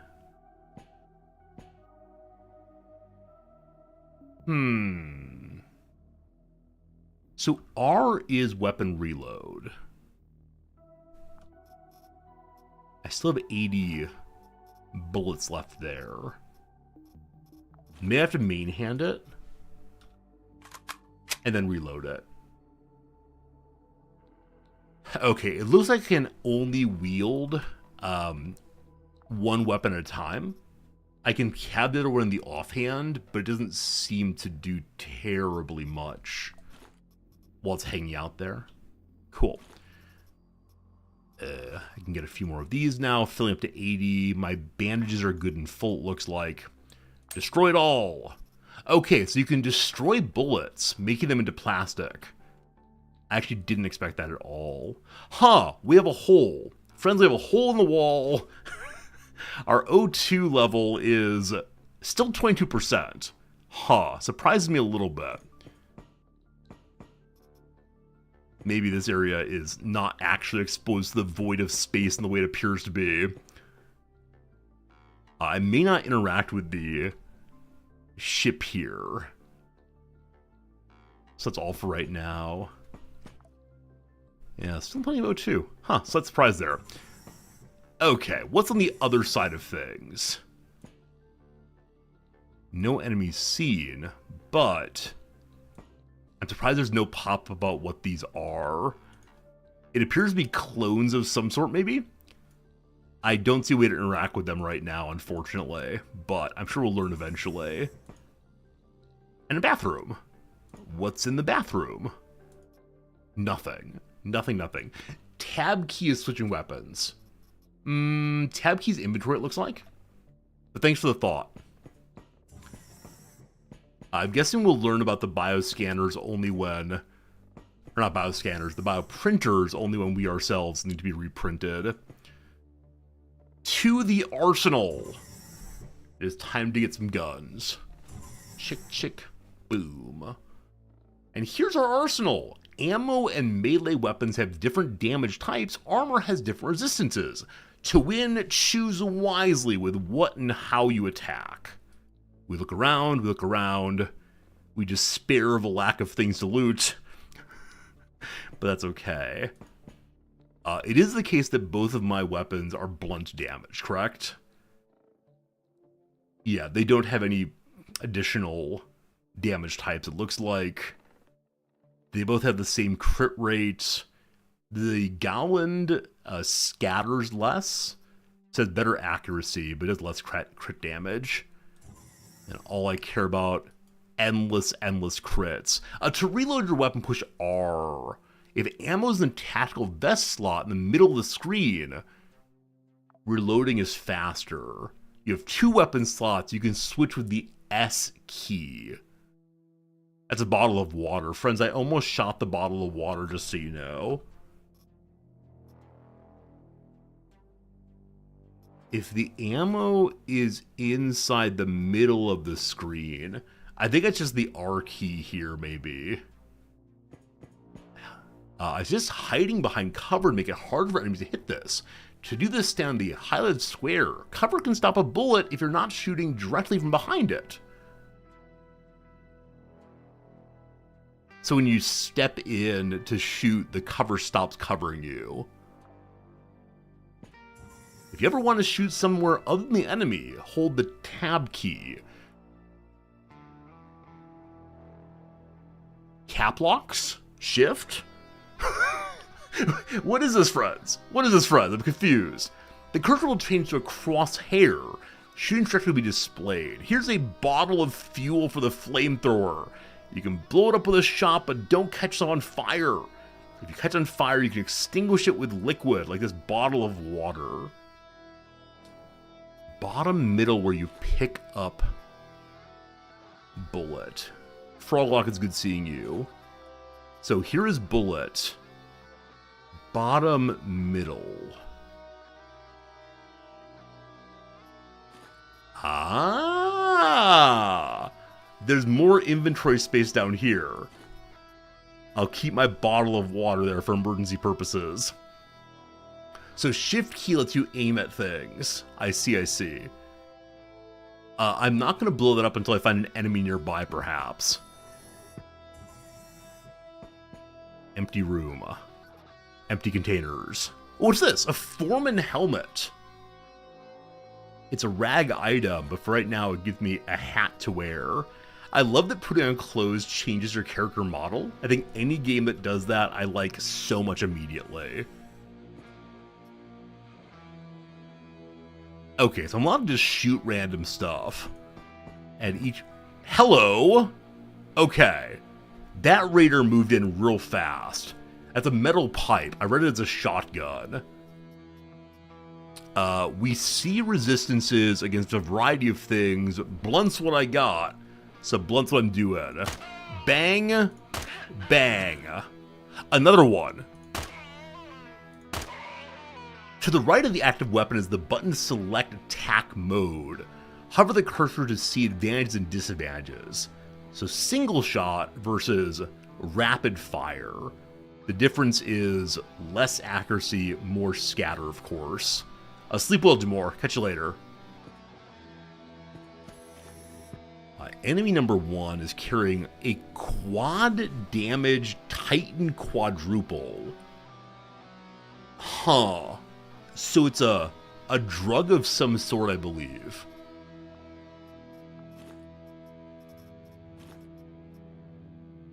It leads to greater chance of alcoholism and intoxication, and lowers quasimorphosis. I don't know what that means, unfortunately. We're gonna unload the ammo on this thing. Goes onto the floor, maybe? A big bone. Fragile big bone. Huh. Okay, I don't know where the ammo went, but that's fine. New boots, sneakers, they're worse than my current ones, and a makeshift grenade. I feel like I might need a grenade, but what do I leave behind? I'm guessing that the plastic is fairly easy to find more of, maybe. I'll put the grenade on my tactical vest. I think that's all for now, so push the destroy button, I guess, giving us more fun items. A spring. I wonder if we can make our own weapons eventually. Man, I need a bigger inventory. That really is the whole story here, isn't it? Having trouble leaving things behind. Or I have a whole bunch of ammo. Let me go ahead and reload real quick. And then grab the additional ammo here. Leaving this behind, taking this. And I'm going to say no to drugs, I guess. Where's the fun in that? So I saw that at some point we might start running into enemies that are hidden. I don't remember how I noticed that exactly, but... oh man, if someone else shoots this barrel, I'll be very annoyed. Okay, another place where enemies crash landed, it looks like. So another open void of space moment. I'm not allowed to go into their rocket ships, at least not right now. Maybe they're full of poison gases. Okay, so I actually can't get to this area despite the open spot here. Is that true? Oh, I can a little bit. Not sure it gets me anything to do so, but cool. And we have one more door to check out. I'll get an empty room. So it's looking like the, unfortunately looking like the armory is pretty darn empty. Other than the one gun and the one pipe those two characters had. At some point I'll need to learn how to repair my items. I see that there's less and less durability on some of these things. Is that for this area? I think that's it for this area, unfortunately. I've looted all of these. I wonder if the containers show a different color if they're not yet looted. But they're all marked as searched. Alright, cool. The arsenal's in pretty rough shape. I wonder if that means that enemies we'll find far down below have already taken all the precious things from here. The engine room. The final floor. Someone threw grenades into the machine room again. I'll deal with them later. Grenades are used in the vest slots. I'm glad I put one there. Activate grenade usage with the corresponding hotkey here by pushing the left click. Once you're done here, head to the cube-centric engine on the left. Okay. Are these claymores and mines and such? These are flashing at me. I don't know if that means I can pick them up or if they're going to explode. Let's find out. Alright, frag grenades are probably more better than the makeshift grenades. Which I am allowed to take apart. A block of explosives. I guess I'm going to leave one band-aid behind. Huh. We can stack grenades, thank goodness. And over here, what are you? A stationary turret? An ally? My very own little buddy to help me fight against large groups of enemies, I guess. I worry it's a deploy once and never again sort of thing. So I'm going to set some items here, and I'll come back to get them after I've used this thing. What fun is that? Call nodes have barricaded themselves in the upper right compartment. Get ready for a serious battle. Use cover. Don't play the hero. We have several stationary turrets and mines. They're used in the same way. Okay, so we can set up a turret here. They're going to attack from this direction. So I suspect my turret should have cover. Cool. I don't have mines yet.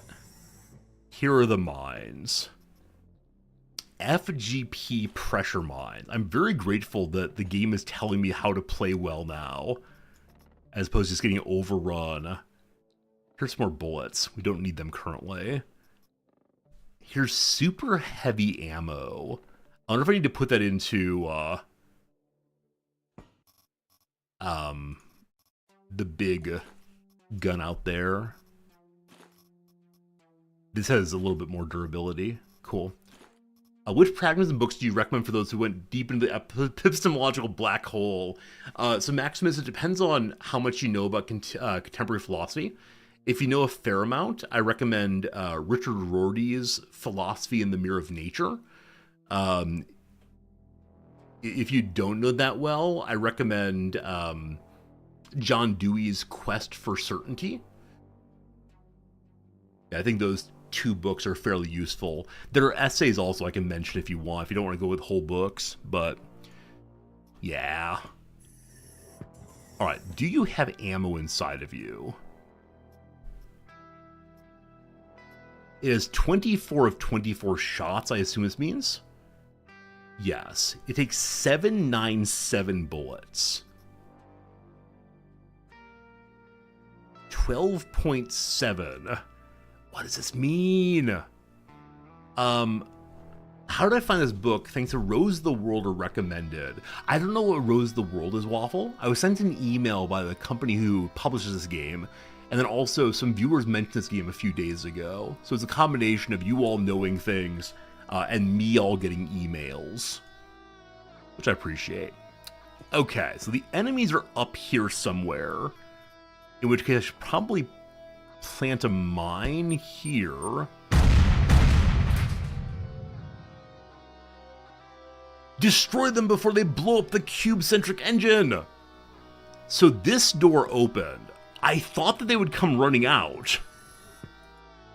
They do not. Uh-oh. Uh-oh. Okay, there's a hole in the wall here now. Oh gosh, they are coming. Okay, the turret does see them, thank goodness.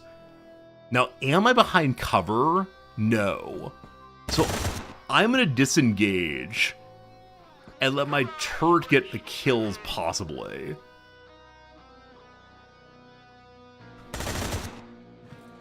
Okay, it's firing wildly, but it had full ammo for a bit there.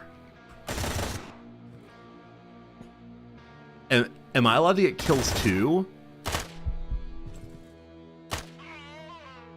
We have Assault Reflex. An enemy missed an attack on me, which activated the trigger.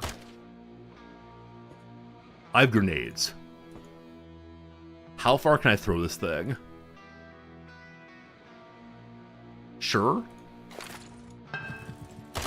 Oh, they're given a turn to back out. Fascinating. I overthrew that one, but hopefully that's good. So you're kind of wounded. I'm not doing that much damage. However, some of the fools move back in, and the grenades hit them. That's great. That's great. Worked very nicely. Current AP is next to my health.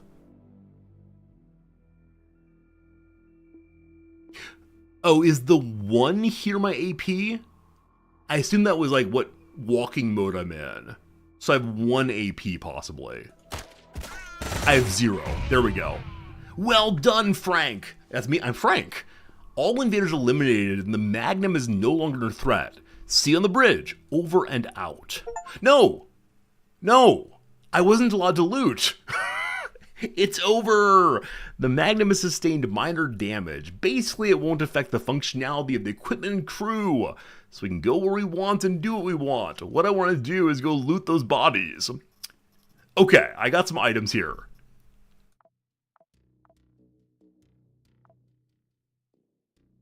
Oh.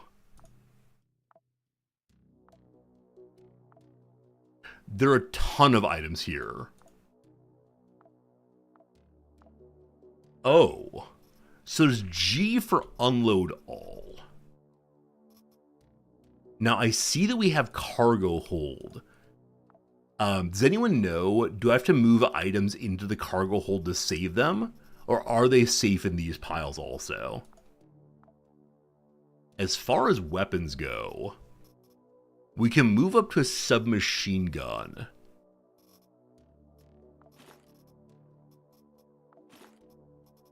Oh, this is exciting. Okay, I want to maintain grenades. I really enjoyed my little buddy, the stationary turret. I really wish I could put him into his box after using him.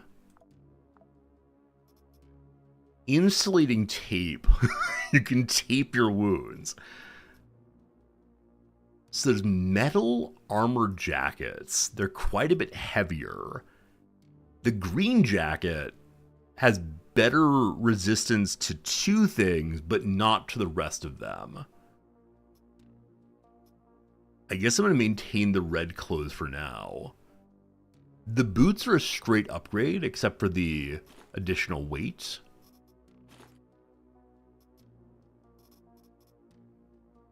The backpack has 6x2. That's the same. Now, I doubt I can... Can I? Okay, when I take off the backpack here... Hey, kids, how's it going? Gary, good seeing ya.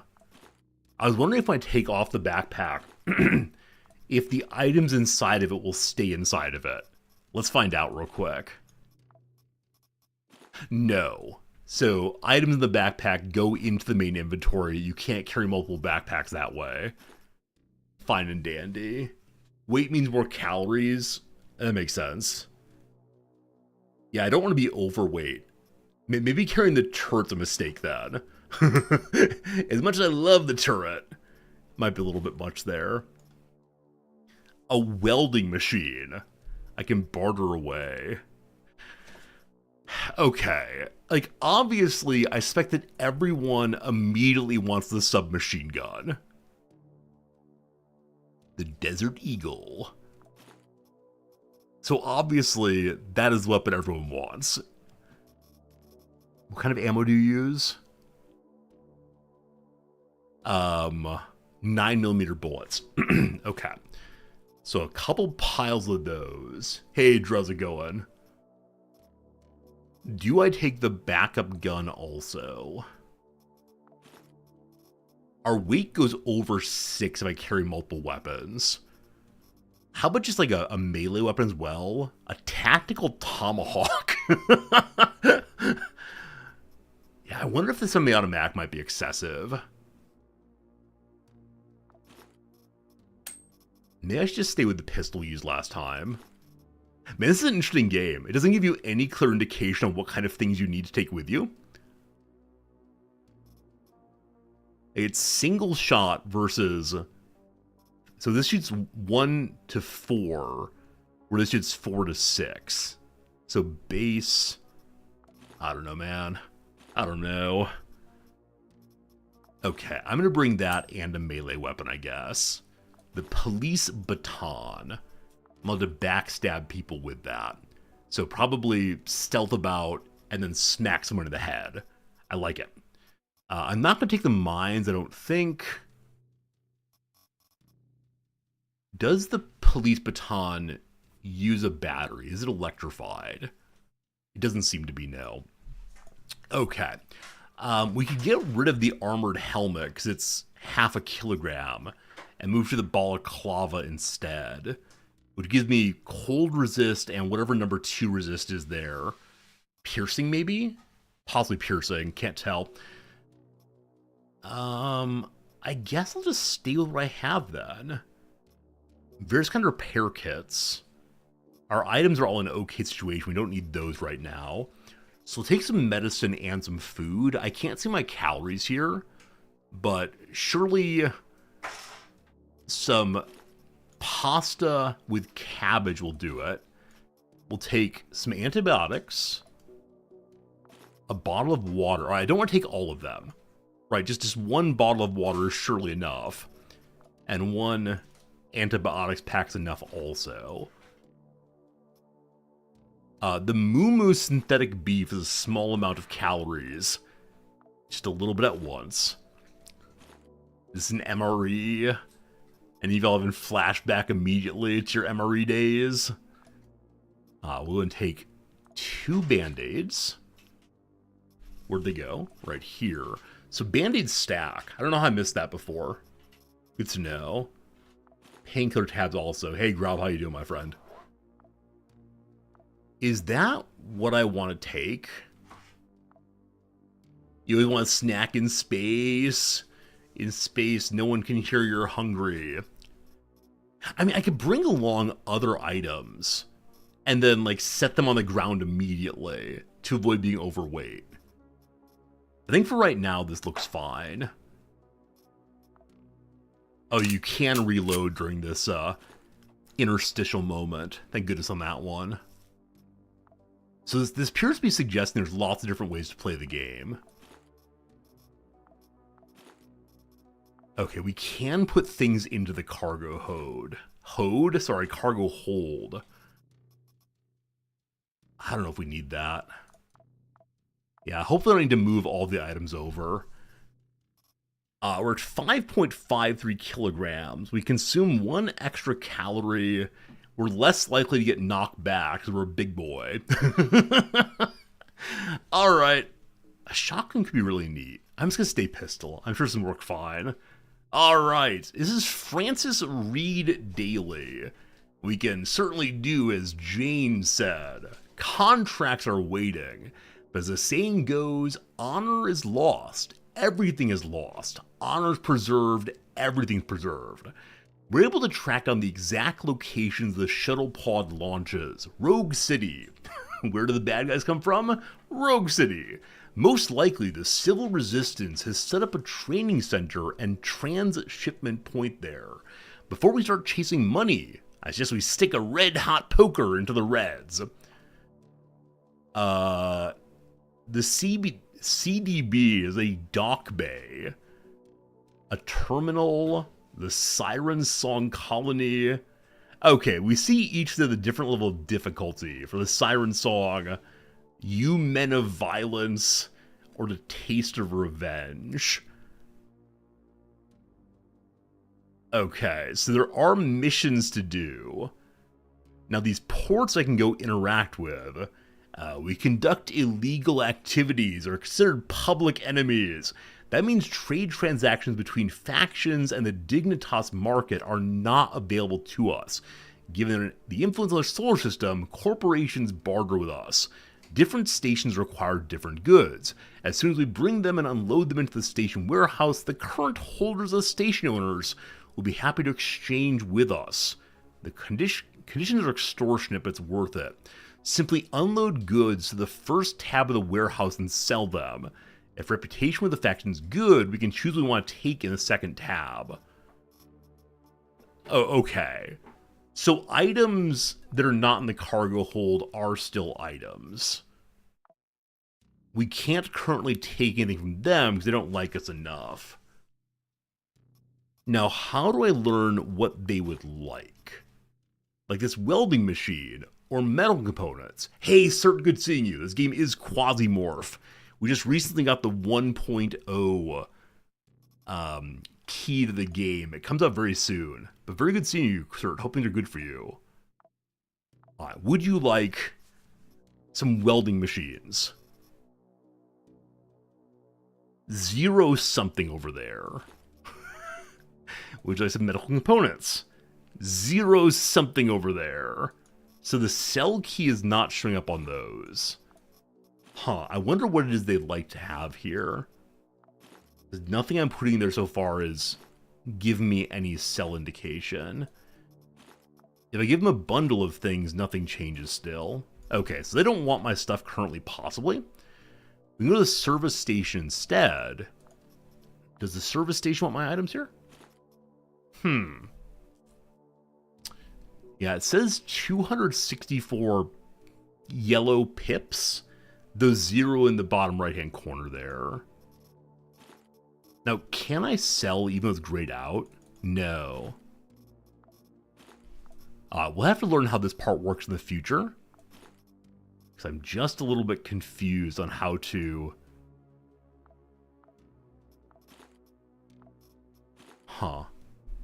Okay. When I mouse over here, I can see what they want. I don't recognize any of those, so they don't have a need for me. The second one, I also recognize nothing that they want very well. The easiest mission here is an espionage mission with 2 difficulty, or a civilian resistance with 3 difficulty. Where else can I go? Oh, okay. So on the bottom, or sorry, the left side of the screen shows me the kinds of things that are happening in the world. SBN's taking a keen interest in what's going on in Budapest.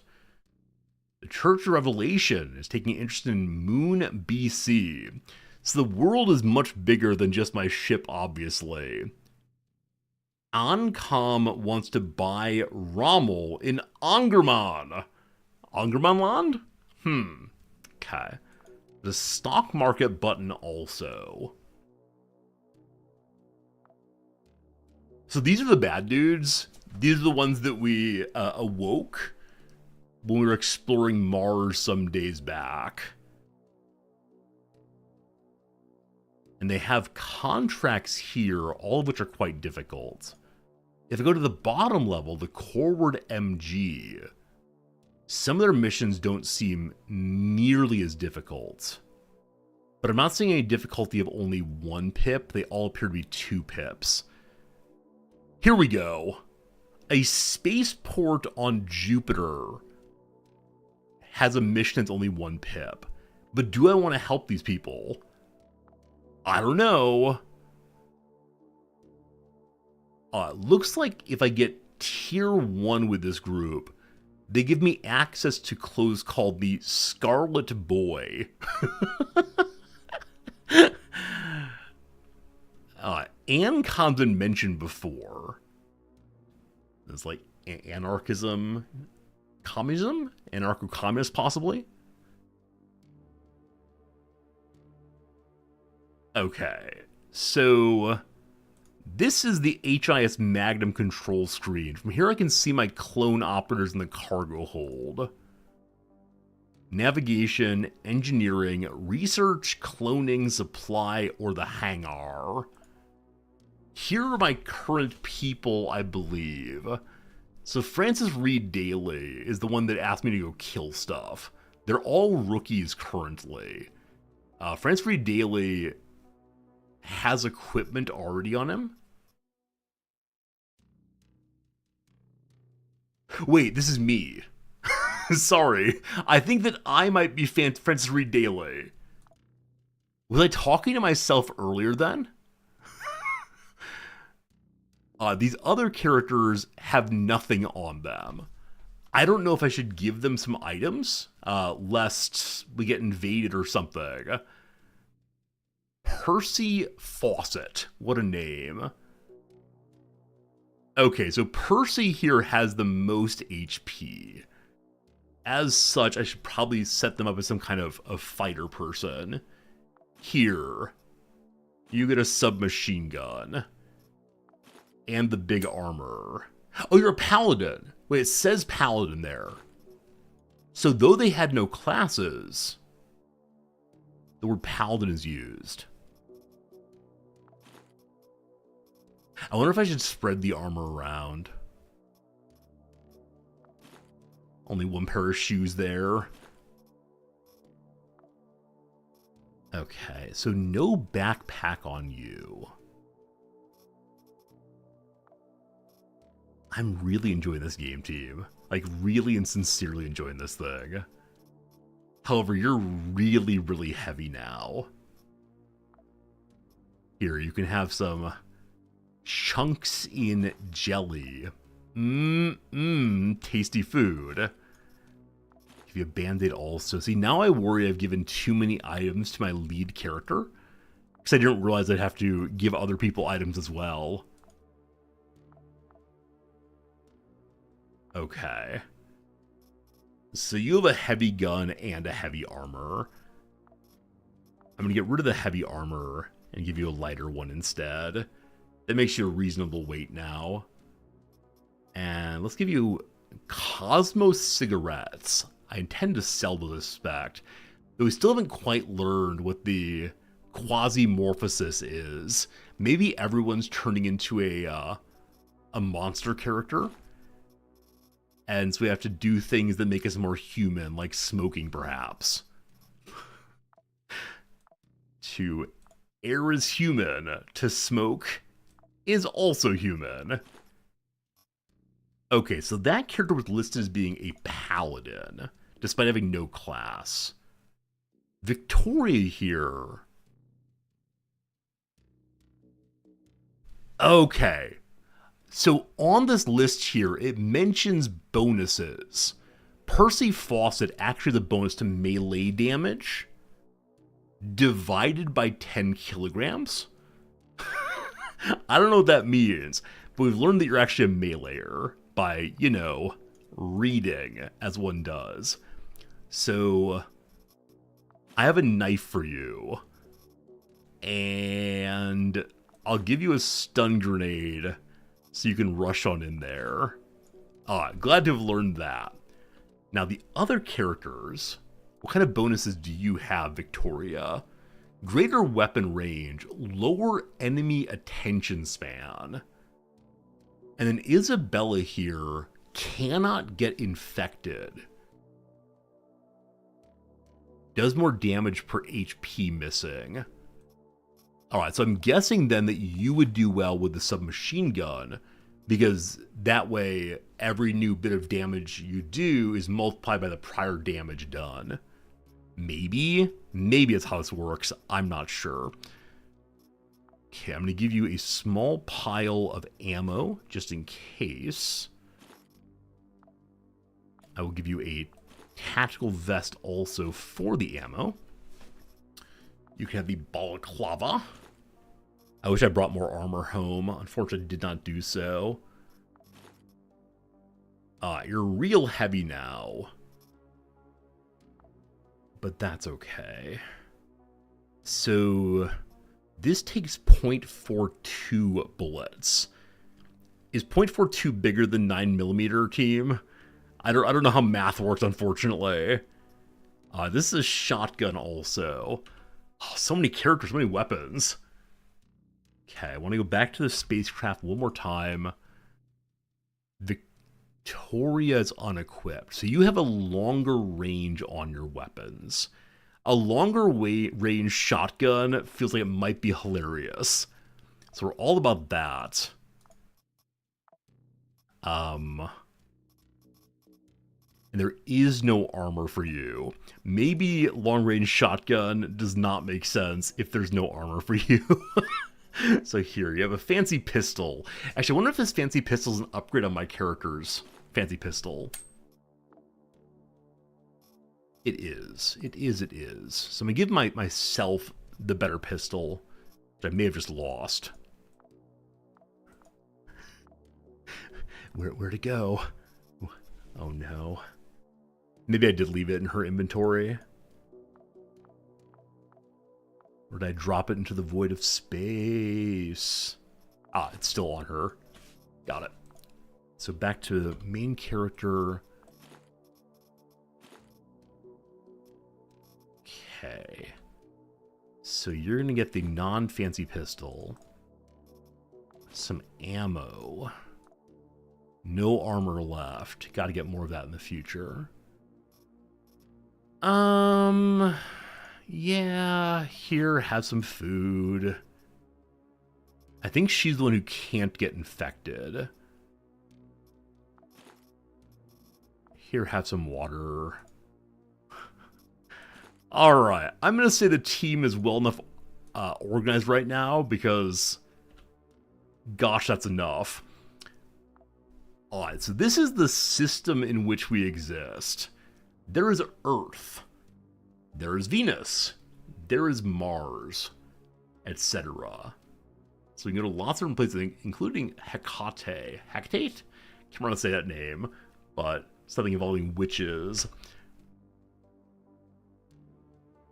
Okay, I want to go to the place that had only the 1 star of difficulty.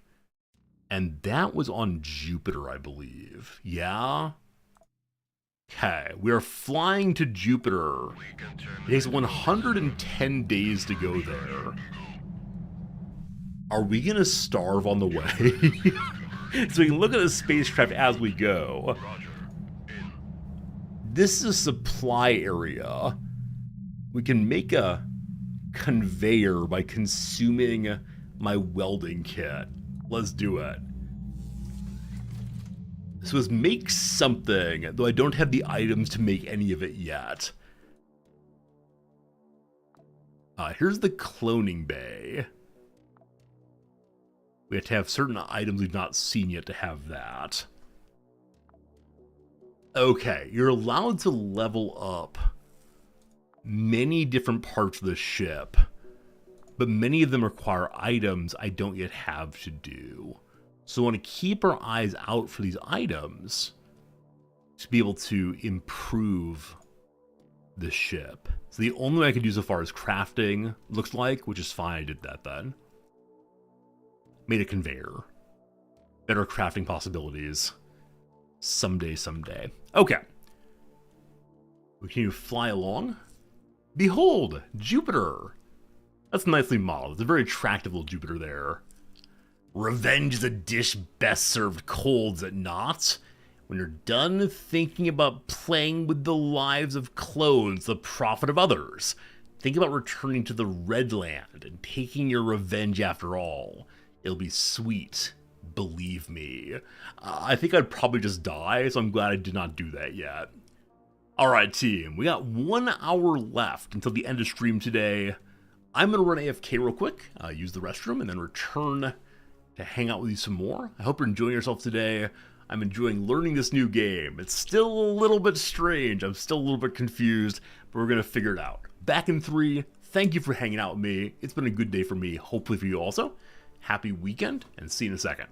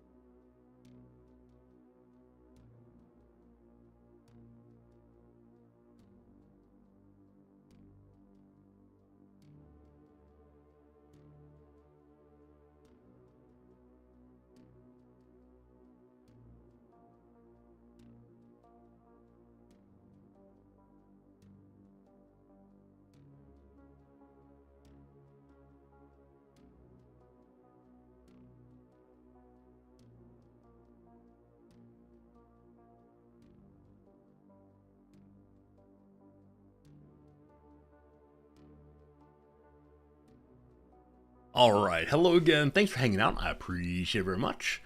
We'll go and get back into the game for another hour or so before I got to bounce. Hope you're enjoying yourself though. Anyone have any exciting plans for the weekend, or is it be a relaxing time? I've got a doctor's appointment this afternoon, gonna go do that, and then, I don't know, past that. I might go visit a Magic the Gathering store. It's over near there, we'll see how it goes. Alright. So we can see the things that these people want to buy. Again, I don't believe I have any of them currently. I probably have to learn how to make things before I'm able to give them the items they want. I wish this map would show a little more clearly what they want. Not this map, this page rather. Because right now it's like based on, do I recognize the photos? And the fact of it is I do not. Nonetheless, we're going to an abandoned laboratory. You men of violence, eliminate the key colonnade of the civil resistance. Alright, lots of details here about what's going on in these places. A field commander's here. If you want to receive the trust of Dilthy and a valuable reward, we should take care of the fighter for the idea. Klaus says you're thinking of seeing Hadestown at the movie theater this weekend. Klaus, I didn't realize there was a Hadestown film. Is it a pro-shot musical? Is it a movie like the Les Mis movie? I had no idea. Playing some video games? It also reflects. Hope they're fun. Hope you enjoy yourself. Yeah, I'm sure doc's appointment will go well. This is my monthly meds check-in, which means that the time with the doctor is genuinely between 1 and 3 minutes, in which I just say over and over again, like, hey, this is fine. Hey, it's good. No difference. And he says, here's your prescription. See you next month. The only problem is it's 45 minutes each way to get there. So that is something very exciting as always. You can switch the employer on the mission. The one I want to do is the Dilthy 1-star. Or what one... Wait. Friends, on You Men of Violence here, am I right to see the difficulty is 1 skull? Like the red skull? Or are the green skulls the difficulty? I don't want to read it backwards. 1 week engagement of film stage version. Klaus, I gotta find a recording of that. Sounds really cool. I love watching musicals in general, but especially ones that are able to be watched to the joy of my home in English. That's good. Red Shirt Wizard said Red Skull difficulty. Excellent, thank you. I bet we got this then. So I'm allowed to send only 1 person, it looks like. I will send my own character, the one I've used first. Location of the key column node is marked on the map. The shuttle pilot's doing what he can, but the civil resistance has already detected our approach and taken action. You know, CR always scared me. People go to battle not for profit or entertainment because they consider something unfair. And are they even people? The uncanny valley effect, no joke. Sounds like these people are interested in being seen as people. You're robots, you're not people. I think they said that we're going to level 2 is where the trouble is. But we're on a space station. Floor 1. So probably mission number 1 is find an elevator.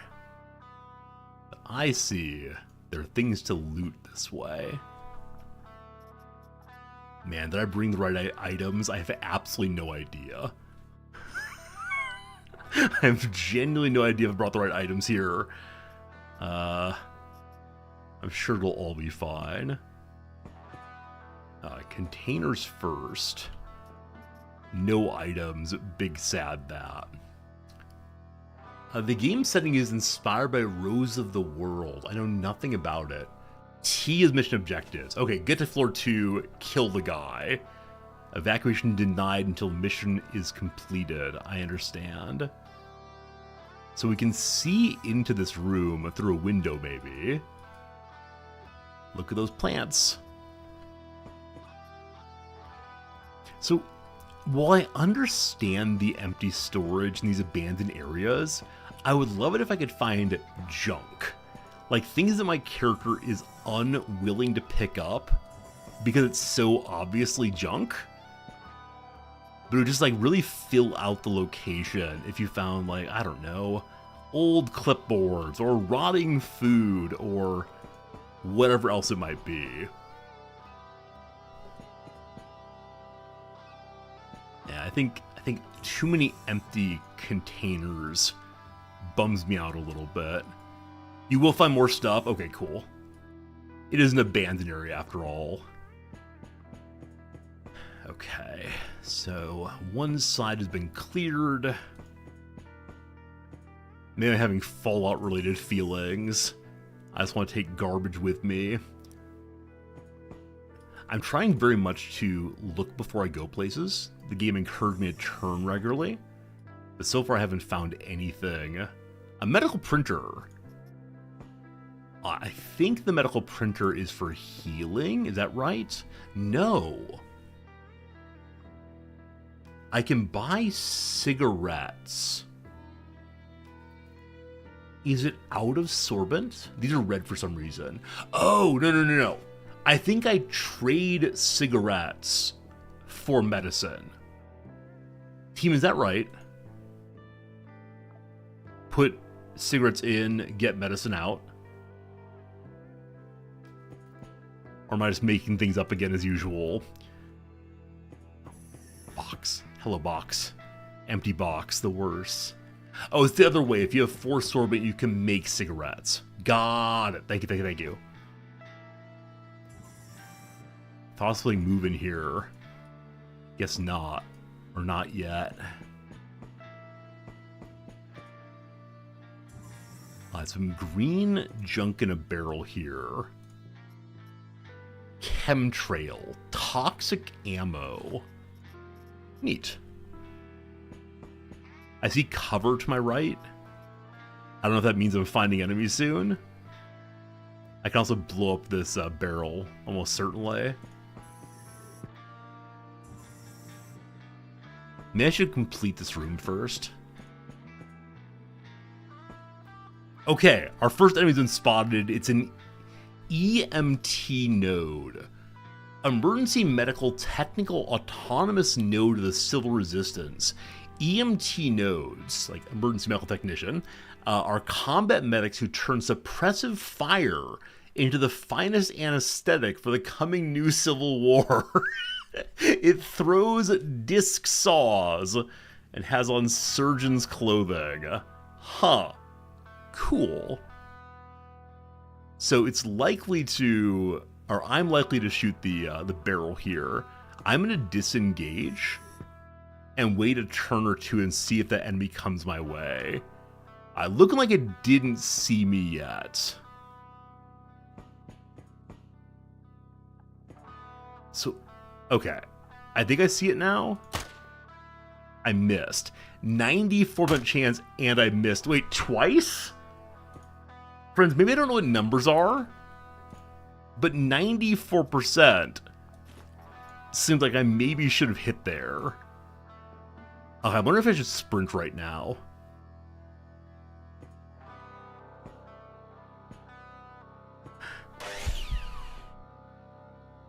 Okay, the enemy missed. And I'm behind cover now. 94%. A hit. A hit. Is this actually cover? I don't know.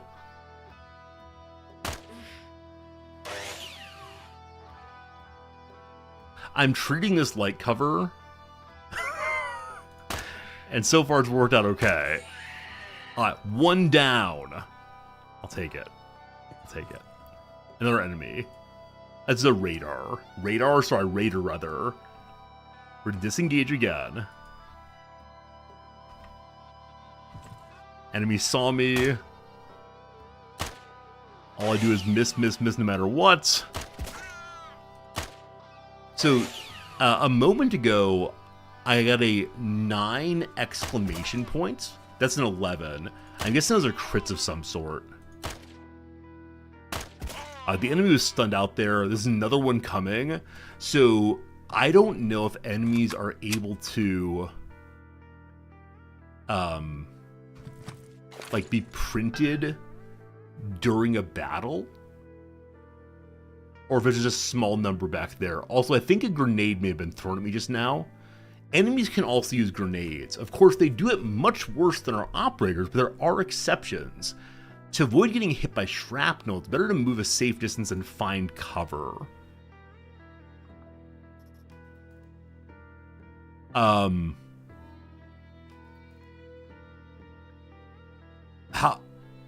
do I see where that grenade went?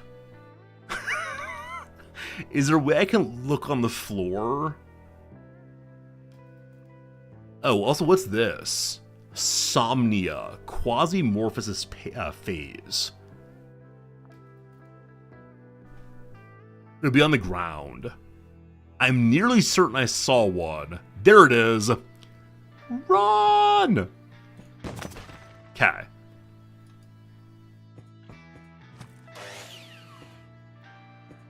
Back in cover.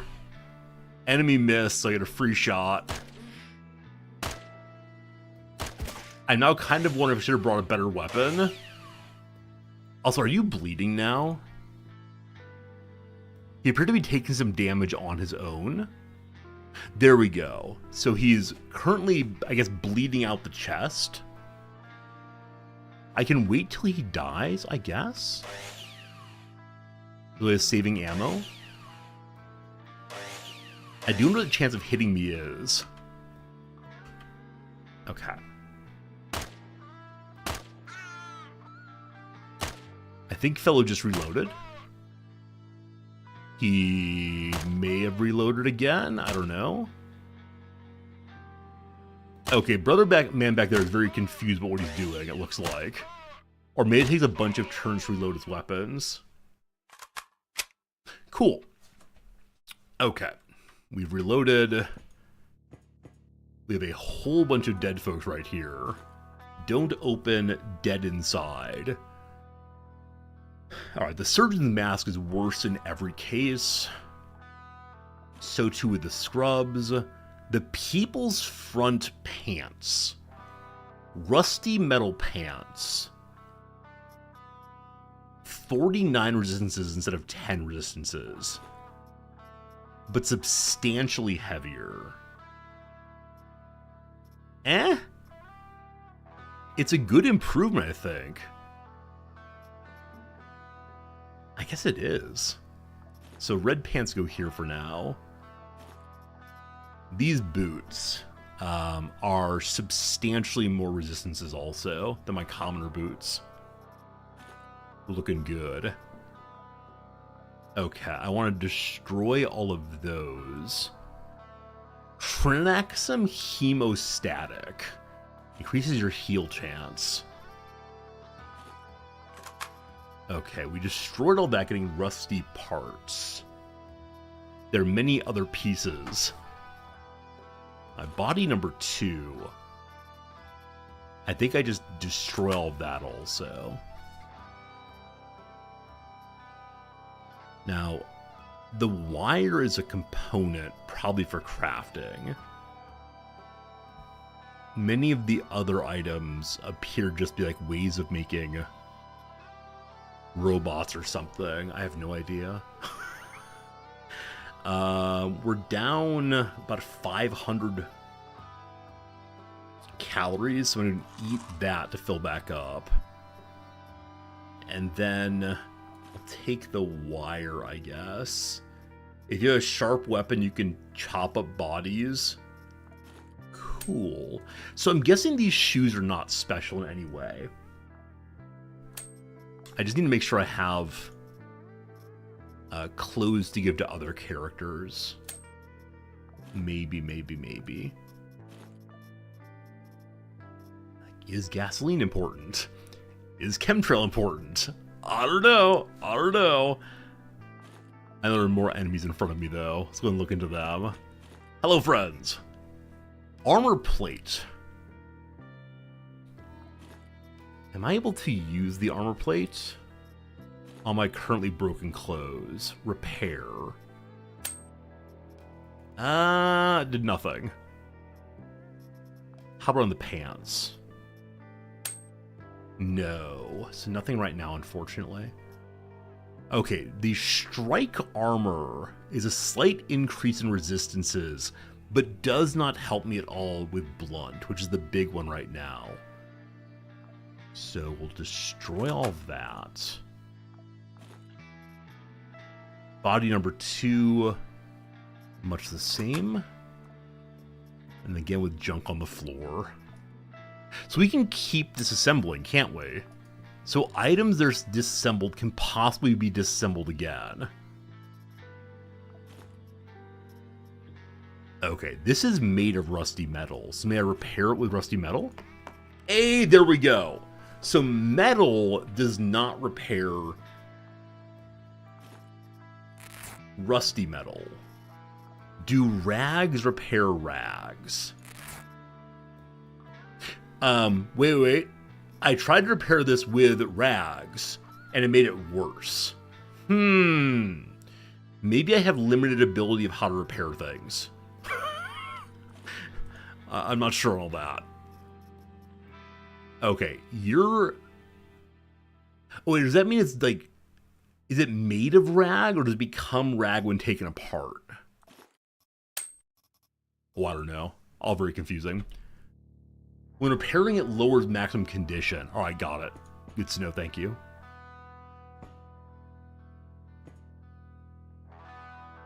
I like that we had to fight large groups of enemies all at once. That's pretty cool. A recharge station. Recharges implants. We've yet to see an implant, so not for us right now. More water, more good. Possibly overweight by picking up everything. Ooh! Lab clothes. Medical Kevlar armor. More resistances. Okay. Med clothing for now.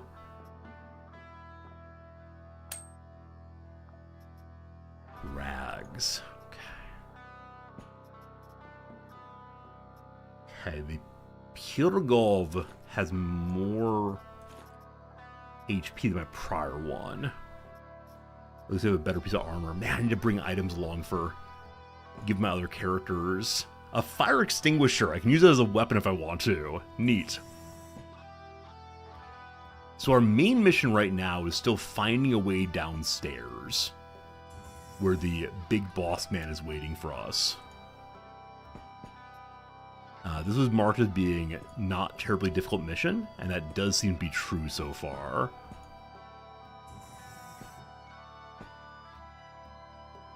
Okay, open area. We can look at the map also, and see that there are directions we've not yet gone. Actually, quite a few of them. So we do have time for exploration ahead still. What's that? What's that? So, should I try to destroy this thing? Like, there's a character inside of it. But is it a bad dude? Oh, I should be attacking with my club, not my gun. Okay, you can throw your melee weapon at distance. Huh.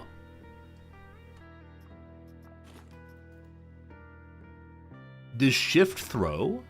But how do I just attack this thing? Interesting. I thought with shift you just attack. There we go. Who's in there?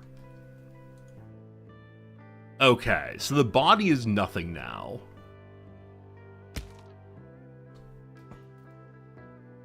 I was hoping that I could interact with the dead body, because I'm a monster. I wish that my AI would know a little bit more about the things we're seeing, but maybe we're all just a little confused here. Okay, new direction to go. What's this? Looks like a machine of some sort. Is that a water cooler? I don't think I need water. I ate the water. Water helps you to heal a little more quickly. Okay, so here's a place where you can make items on a stove. You can make smoked lard with human skin. So varieties of meats become other kinds of meats. That made sense, right? Variety of meats go into tins, from spider flesh to spider soup. At the moment, I've not seen any food at all. I think I'd prefer not to eat human flesh, but, you know, one never knows. There's the tin can. So the tin can can be used to package food, maybe. Maybe. My Quasimorphous' phase is 150 now. Eco lapse chance and aggression. Team, am I going to turn into like some spooky monster and the game's going to say, ha ha ha, you should have known you were becoming a spooky monster the whole time? We have C cover here. We have suspicions of what that means. Namely, hello friends? Oh, maybe not, maybe not. I won't turn into a monster, right? That's a good thing. Pepsi Cola! Look at them using a name brand. Mr. Meaty. 400 calories. Plastic left behind. So I won't turn into a monster. I'm guessing that some other enemies might. So this is the way down to level 2. There are parts of the world... Oh, is the Morphosis thing a way of hurrying you through missions? Like, if you stay here too long, the whole world will fall apart. Maybe so. So we'll have to come back up here to get on the space shuttle. So let's continue on our way down for now, and then we'll come back here after a while. Okay. On to floor 2. We're looking for a boss character. Floor 2. I'm grateful that there's always a pile of food right by where we start. Trash can has nothing.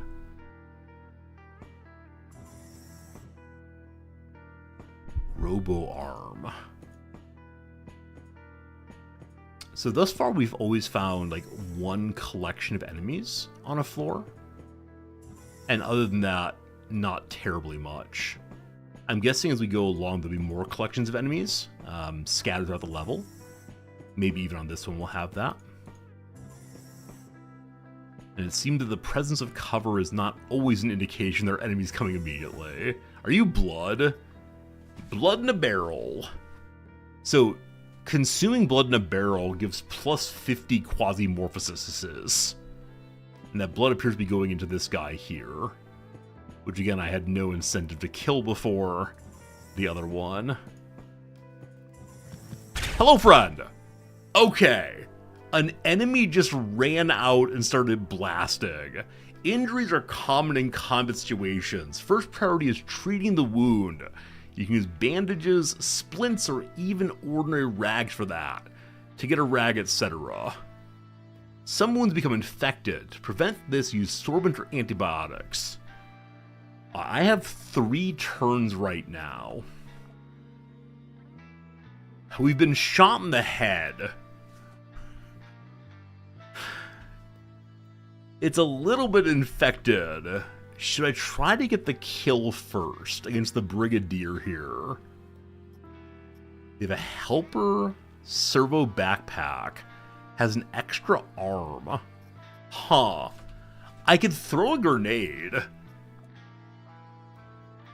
That grenade...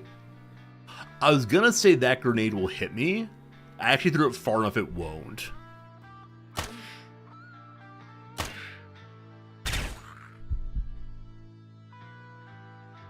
How long until the grenade explodes? Okay, that was not necessary, it seems. So we should probably do doctoring things now. And bandage our head. Now, with the 3% infection, it's a very low number.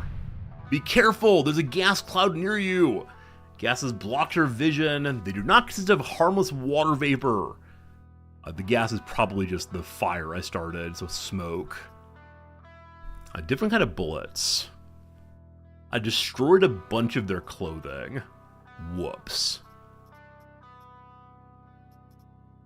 So the servo backpack survived.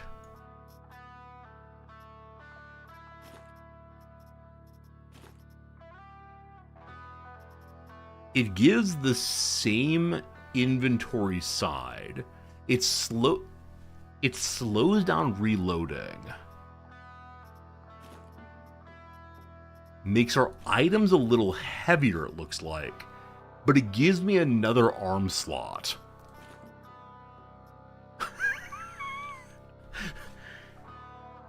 I wonder if it'll shoot on its own. Oh, it speeds up reloading.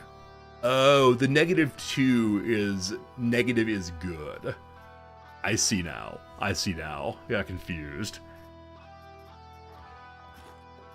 Okay, I'm going to go ahead and reload my other gun.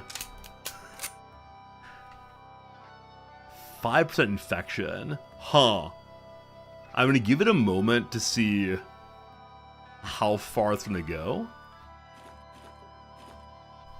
But if it keeps going up, I will have an antibiotic real quick. How do we feel about the other arm? I guess other than reloading, I'm not sure it's super helpful. But like they did, we now have an arm hanging off the back of our body. Hey, Bill Nasty, it is good seeing you also. I'm doing very well, thank you.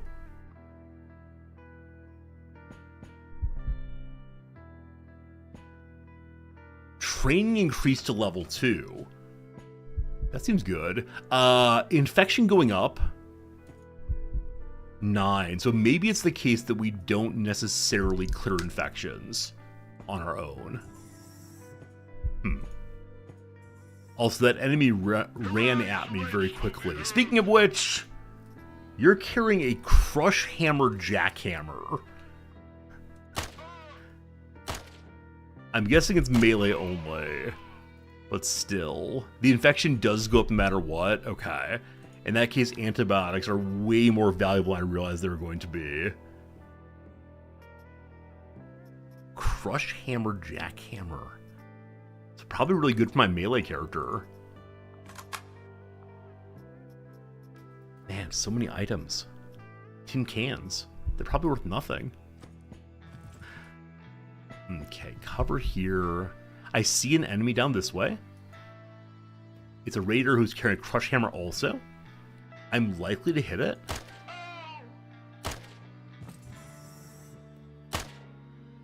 Eight more shots. Second enemy. Grenade might be okay.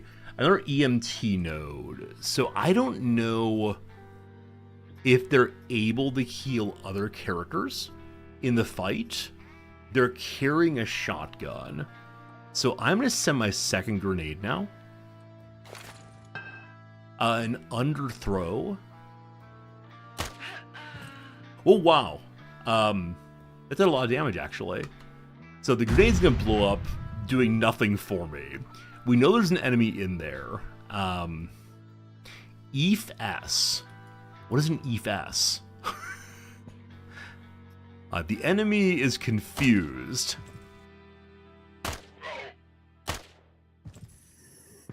The enemy's taking substantially less damage than the prior ones. I'm going to reload, as I only have 3 bullets left. So reloading goes really fast now. It only consumes 1 action point. Okay, nothing here's an improvement. Engineering repair kit. I think it heals any wound on a robot, which I am not. Hello! Okay, so he can see me through the door now. And he tried to heal through the damage I was putting out. Whoops.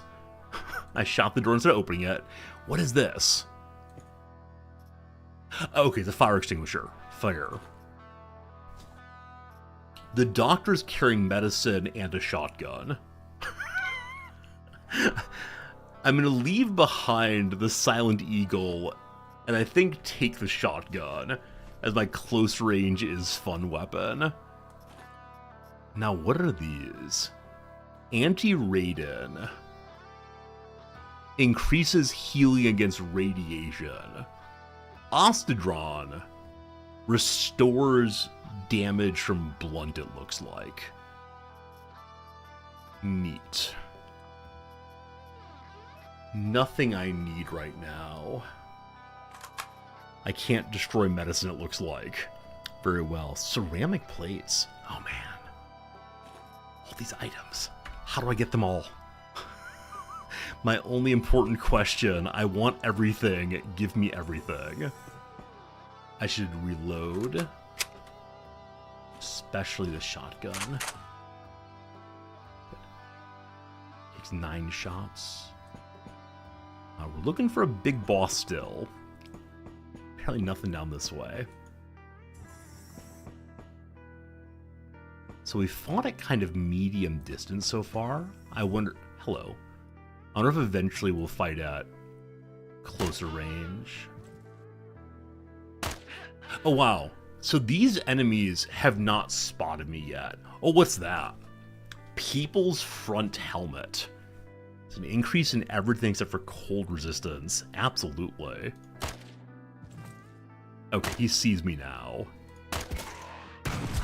Oh boy! Okay. So, he shot me through cover. And I'm just missing wildly now. 95 miss. 95 miss. 95 hit. Hit. Hit. Okay, good. Once again, the infection just keeps going up. I have a few more antibiotics, but still it's a slight concern. And then this time we've been lacerated in the chest and in the thigh. The chest says it's self-healing, the thigh does not. So we'll bandage the thigh, and it will heal up on its own.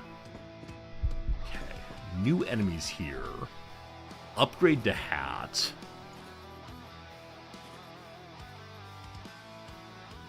Upgrade to boots? Nope, downgrade on everything else. So take the ammo. Destroy.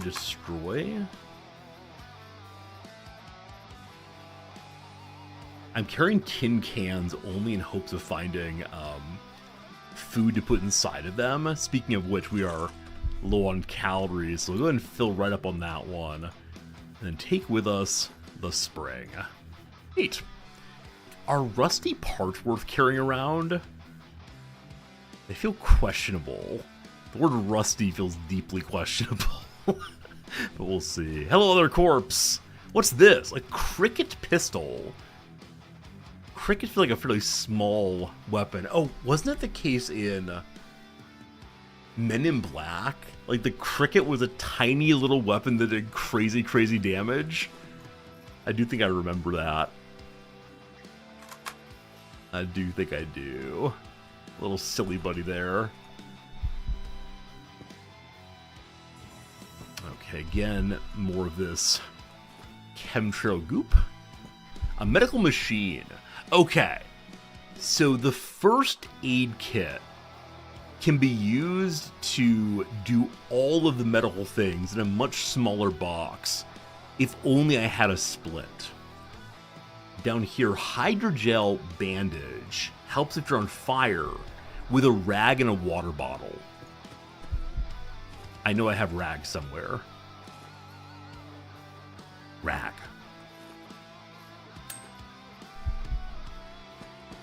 Our first crafting ever. Oh, with rags I can have more things, including a splint to make my first aid kit.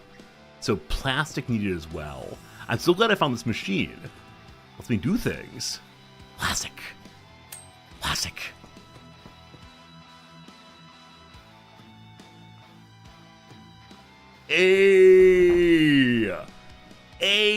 Okay, so with the med kit, we need to carry many fewer things. Now, Dr. Jones is the next level up.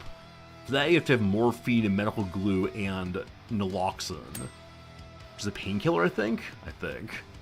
Oh, to be a doctor. Why can't I craft this?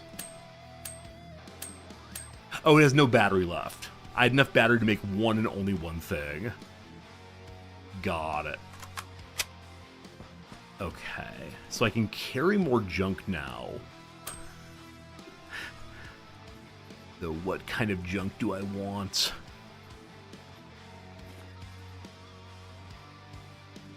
That's fantastic to know. Why are these yellow? Does that mean unsearched? Okay, I must have missed these bodies somehow. I appreciate that it indicates what I've not engaged with yet. But nothing I need there. Okay. Alright. Are we getting closer to the big boss? Also, what is this thing? An auto dock. I feel like it's getting me ready to get healed up in preparation for the final battle. Ba-da-bum-bum, yada-bum-ba-bum, yada-bum-bum.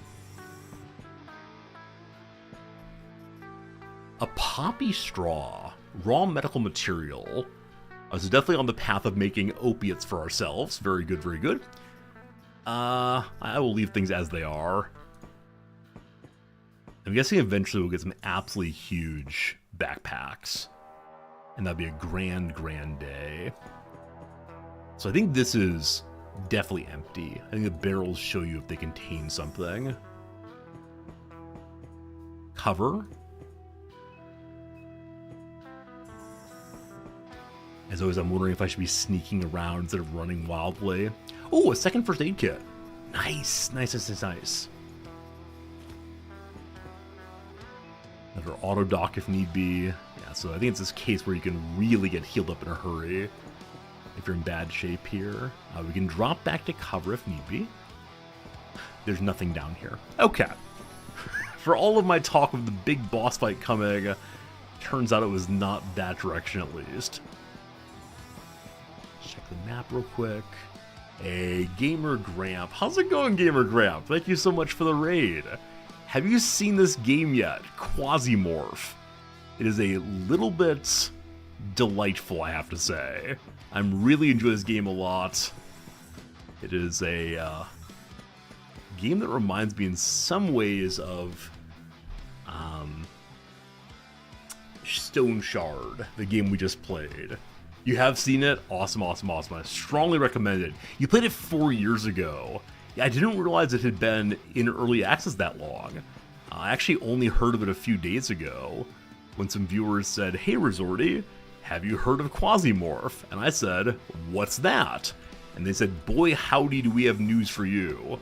And I said, "Boy howdy, why are we saying boy howdy?" That's how it goes. Okay. I'm looking for more crafting machines. Interesting story with the game.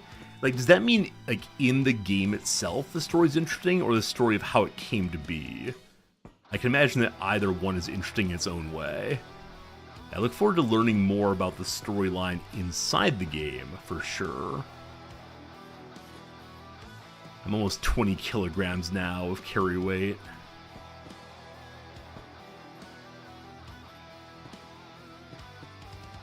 This way. Hey, Simcopter, good seeing you. The game is an interesting real-world story. What's that story? What kind of troubles and trials did the devs have to have before they could make this game? Alright, we have an enemy here with a partisan armored gas mask. People's front armor, which is an improvement on my current armor. I would like your armor, sir. I'm not in cover right now, so let me get into cover. And then shoot him through the wall. He's taking almost no damage. I have a shotgun for cases like this. What's up, R-Squared? All you cool people coming in right away. So cool seeing every one of you. So this is... Oh, this is the leader. One of the leaders of the strange organization, the Civil Resistance, etc., etc. Oh, the dev's an Indian Russian guy. Oh, I see, I see, I see. Okay. I understand why it might lead to a little frustration. He's destroying / destroyed my cover. My cover is now fully destroyed. I thought there was only... Okay, this is an ordinary combatant here. So there's an ordinary combatant and the boss dude. I probably should have brought more something. Do I take a painkiller before anything else here? I don't know. Yeah, I'm actually amazed at how many shots this is taking to die. Okay. I'm about to take so much damage, but that's okay. If only I had grenades. So I'm in a blind fury. Kill, kill, kill. Activation costs 80 satiety. Oh. So we have a number of perks. I didn't realize we had any of these. Huh. Huh. So, I'm guessing this went off on its own. So when I get hit, I do more damage. When an enemy misses me, I instead am able to have one more action term. Firearms use ammo. Energy weapons need charges. Alright, they want me to reload. Boss man is down now. I'm gonna drop back to cover. The door is locked. The auto door does not unlock. I just wasted quite a bit of time in preparation to go through that door for nothing. These fellows apparently can't see me. Also, when I reload, I only reload one shell at a time, I believe. So it's time to change weapons to the pistol again. Grenade out. Okay. We're very low health also.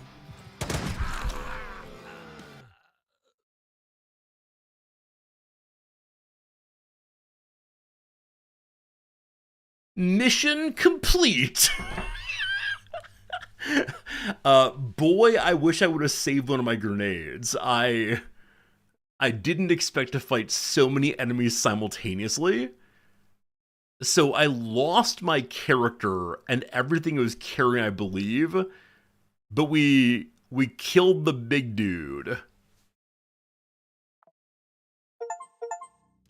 Die on a mission, win a mission after dying in the process. It was difficult for the Dilthy consultant to hide their joy. Perhaps in the future we'll want to recapture the Great Tesla Ring completely. Then there's work for us again. The container with the rewards already on the Magnum. We got a military backpack that's bigger. The Gun Bang magazine. A mind chip. 2 rubberized heads, some cigarettes, some synthetic chicken, and a Gringo's chip.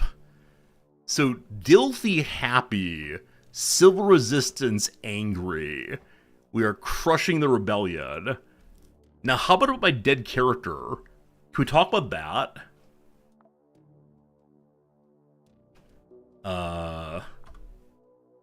Where's my crew? They're up here. Okay, they're trying to reclone him. There's a husk with gear on, but I lost all that gear. That gear mattered, gosh darn it. So I can put a rubber head onto a character? Is that true? I don't know if that's true. Crazy.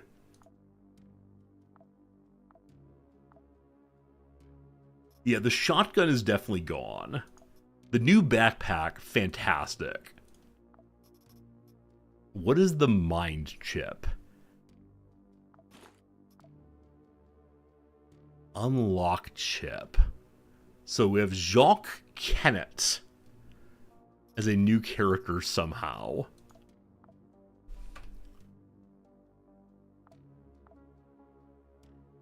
Okay. So 2 new characters are being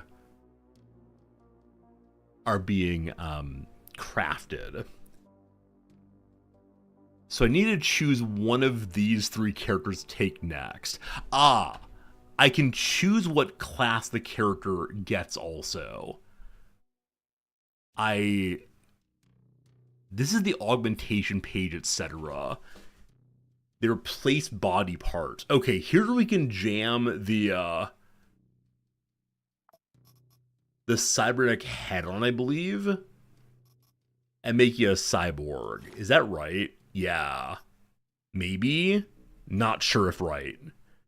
Lowers resistance, lowers vision range, lowers health. But you then have an implant socket. You see enemies at a normal level? I don't know about cyborg heads. I think I'm gonna stay with what I got.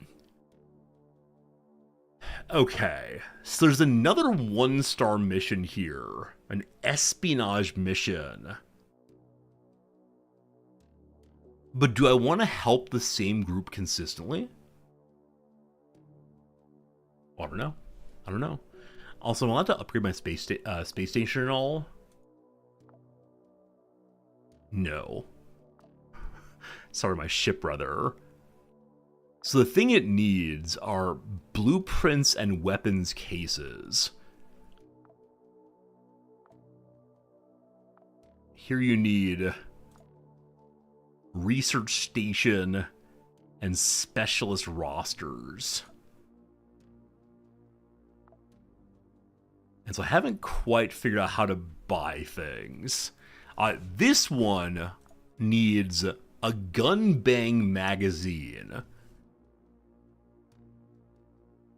which I would get experience if someone read this, maybe? I'm not sure. And then a pile of ore.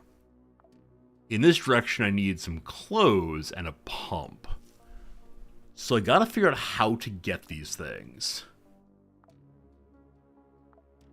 Okay, I'm allowed to make something if I have the raw materials for it. Got it. And there are a ton of things that I know how to make, but I don't have the pieces and parts to do so.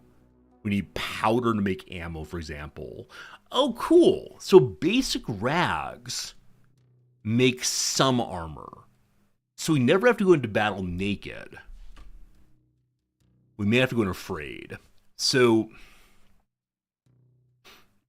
Victoria has longer weapon range. Percy is melee guy. Isabella is never get infected, does more damage. Okay. You're gonna need as many 9mm bullets as we have. Unfortunately, we have what is known as none. So I'll need to make those once I find powders. We're not gonna use you. I keep pushing the escape key to go back to the screen. It goes back to the main planet menu instead. Victoria, you win. You have boring pistol. Okay. You get the big fancy backpack. Oh, actually some bullets here also. Okay. You have food, you have water. Paul Harvey, I thank you for being here. I hope you're doing very well today. Always a pleasure to have you stop by and spend time with us, and even more pleasure when you generously gift us a subscription that way. Thank you, thank you, thank you. Okay. I think this pistol will be fine. I wish I had some grenades. I do not. I need a tactical backpack thing and some armor of really any kind, is what we're seeing here. I'm taking a med kit for sure. We should take more food also. Synthetic beef. Okay, so if she were to use the Gunbang magazine, I think she would learn a bunch of stuff, but I think I should use it instead to upgrade my ship, I guess? Maybe? I'm not sure. Antibiotics, always needed. This is my last set though, not ideal. I'm still not sure what Quasimorph is. I hope the game teaches me eventually. Okay, so that's that. Now, I want to give you a class. Scout of Hades is what my last character was. That's the one where if an enemy misses us, we get a bonus attack. If we kill something, we get a higher crit chance.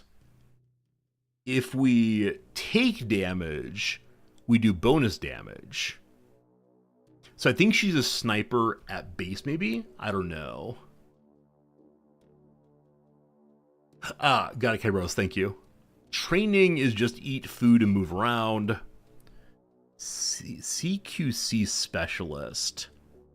Less scatter, better accuracy. With an SMG, a shotgun, or assault rifle. Huh. The Eclipse Blade is cannibalism and carnage and.